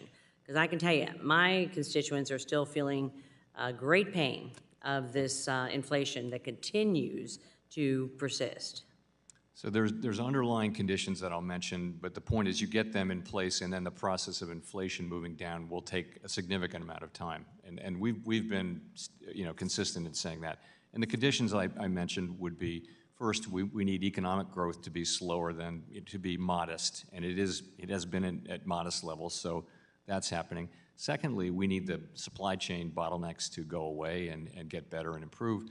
And thirdly, we need the sort of mismatch between demand and supply in the labor market to diminish. And that has been happening. So all of those things are happening much later and much more slowly than we would hope. And my committee and I do believe that the process of bringing inflation down is going to be a relatively lengthy one, longer than we expect. Well, it's clear that the spending on consumer services, for example, a car oil change, a haircut, or a concert ticket, remain almost unresponsive to rate hikes. Do you have a projection for when we might see this spending go down? So non-housing services, the broad service sector is Right. famously less responsive to and less focused on rate hikes and the cost of capital. So what we think, and that's about half of core inflation, a little bit more than. So we think, and I think broadly, this is what forecasters think, is that it will take some softening in labor market conditions, because in that service sector, it's very labor intensive. By far the largest cost for most service companies is labor. So what you want to see is rebalancing so that demand for labor and supply, a lot of that can happen through fewer job openings and things like that, and we do see it happening. The Consumer Price Index, or CPI, which measures the price of everything from groceries to cars to rent, has in fact declined from its peak. But this personal consumption expenditures, this is the PCE index, which measures the, as we were talking about, consumer spending, remains historically high. How else can you account for this difference when it comes to a rate hike pause? Well, we never used the word pause, and I wouldn't use it here today. What we did was we agreed to maintain the rate at that meeting. Almost every single of the 16 of the 18 participants on the FOMC wrote down that they do believe it'll be appropriate to raise rates, and a big Yes. majority believes raise rates twice this year. And I think that's a pretty good guess of what will happen if the economy performs about as expected. Yeah, I think you're right. More rate hikes likely are needed to bring inflation back down to the 2%. And, we're concerned about a hard landing, about recession. So anyway, my time has expired. And I now recognize a gentleman from Illinois, Mr. Caston, for 5 minutes. Thank you, Madam Chair. Thank you, Chair Powell, for being here. So in June of 2021 at the Green Swan Conference, you said, climate change poses profound challenges for the global economy and the financial system. In October of 2021, FSOC's report on climate-related financial risk for the first time identified climate change as an emerging threat to U.S. financial stability. And in December of last year, the Fed released climate supervisory principles for large banks that said, quote, the financial impacts that result from the economic impacts of climate change and the transition to a lower carbon economy pose an emerging risk to the safety and soundness of financial institutions and the financial stability of the United States. You've made many comments today that I think are broadly consistent with that in your role, and I appreciate the comments you've made in that capacity. Can I safely conclude that in June of 2023, 6 months after that release, that the Fed's position is still that climate change presents a risk to the global economy and the financial system? Yes, I mean, I hasten to add, though, that our role in this is an important but quite small one around bank regulation. Understood, and I'm not asking for the role, I just want to clarify that. The reason I asked that question is because on May 11th, your colleague Christopher Waller at a speech in Spain said, quote, climate change does not pose a serious risk to the safety and soundness of large banks or the financial stability of the United States. and went on to say that the risks posed by climate change are not sufficiently unique or material to merit special treatment relative to others. Should we understand as we sit here that Mr. Waller was speaking in his personal capacity and not as a designee of the Fed, if indeed Fed policy hasn't changed since December of '22? So I don't comment on what any the things that my colleagues say. So I understand, but you understand the concern that if markets and regulators are to understand that the Fed has a consistent policy, and one of the members of the Fed is saying something that appears to be directly opposed to Fed policy from 6 months earlier, that's a concern. Again, it's governors have always had the ability, and Reserve Bank presidents as well, the ability to have their own views on things, and that's going to happen, and that's probably a good thing that we have a diversity of perspectives. I think there may be less in that difference than you suggest. I mean, what I'm saying is that banks, to the extent we have a role, it is to assure that banks understand and can manage the risks that they do face from climate change. Okay. Well, I don't want to create internal tension, but I think we're all aware that you, above anyone, is aware that your words are closely scrutinized, and we were concerned with the words of your colleagues there. Madam Chair, I'd like to introduce for the record a working paper from the European Central Bank, The Impact of Global Warming on Inflation. I don't know if you saw this report that just came out recently, but it says, among other things, that climate change poses risk to price stability by having an upward effect on inflation, both food prices and headline inflation. And what I wonder, without opining on their math, if in fact we are looking at a world where climate change, per the European Central Bank, is going to increase inflation, and we were to find ourselves in that world going forward, would the Fed or other central regulators say we have tools to address this, or are we going to say, well, that's non-core inflation, what are we going to do in hindsight? Because it feels to me like we've got a major bank regulator saying climate change is running the risk of inflation, but I don't even know what tool you would use to address that. You know, I can just say for now, this doesn't enter my thinking in any way that we would, in the near term, change our inflation goal because of climate change or the need to deal with it. There's a lot of thinking and research that over a long period of time, really the process of investing very large amounts of money in a green transition could drive inflation up, but that's not something we're thinking about today. We are not, during our FOMC meetings, we are not thinking about climate change as something that's relevant to the current inflation or to current monetary policy, and that is very much our focus today, is inflation today. Yeah, and I guess what I'm struggling with is that if we agree that this is a systemic risk, if we agree that this leads to inflation, and we don't really know what role you'd have with tools, there's a concern there. Last thing I just want to end with, in April of '23, the report on SVB, one of the lessons that was noted in the Fed review said that this is an opportunity for regulators and bank managers to be more willing to adopt a precautionary perspective, and that the Fed must strengthen its supervision based on what we've learned. I'm trying to figure out with climate change, if we agree that this is a forward risk, how do we get the Fed the tools to apply a precautionary perspective? The gentleman's time has expired. The chairman can submit an answer in writing to the record. And I now recognize myself for 5 minutes. Chairman Powell, in March, you confirmed to me that the Federal Reserve is a consensus organization built on garnering broad support before agreeing to any proposal. And given the breadth and scope of the potential changes to the capital framework that is under review right now, that consensus-driven approach seems to be all the more important. I am concerned that the Vice Chairman for Supervision is seemingly been given far too much latitude to act unilaterally, and especially in light of Section 1107A1 of the Dodd-Frank Act, which provides the Vice Chairman for Supervision authority only to develop recommendations for the board and oversee supervision and regulation. Can you speak to the process that's underway? Is the Vice Chairman acting unilaterally, or is that a wrong characterization? And if so, if it's just a recommendation, can you walk through the steps that the board will take from recommendation to a vote? Sure. So I think what you see is very much the way the statute works, which is the Vice Chair for Supervision has the responsibility, the obligation to develop regulatory proposals for the board that will be considered by the full board. He's, as I mentioned before in another context, he's not the comptroller of the currency.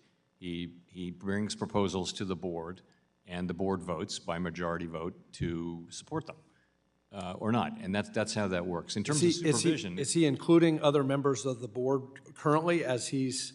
so I think all of us have been getting briefings on what's developed, but ultimately the job is to present something to the board for consideration by the board. And how long will that, once he presents his recommendations, how long will there be debate, deliberation, and is that transparent for the public? There will be a meeting, it could be a virtual meeting this summer to vote on these things. In the meantime, there's a lot of conversation going back and forth now, and you know, we're sort of in that process now, but things are still moving around. As I mentioned. Our concern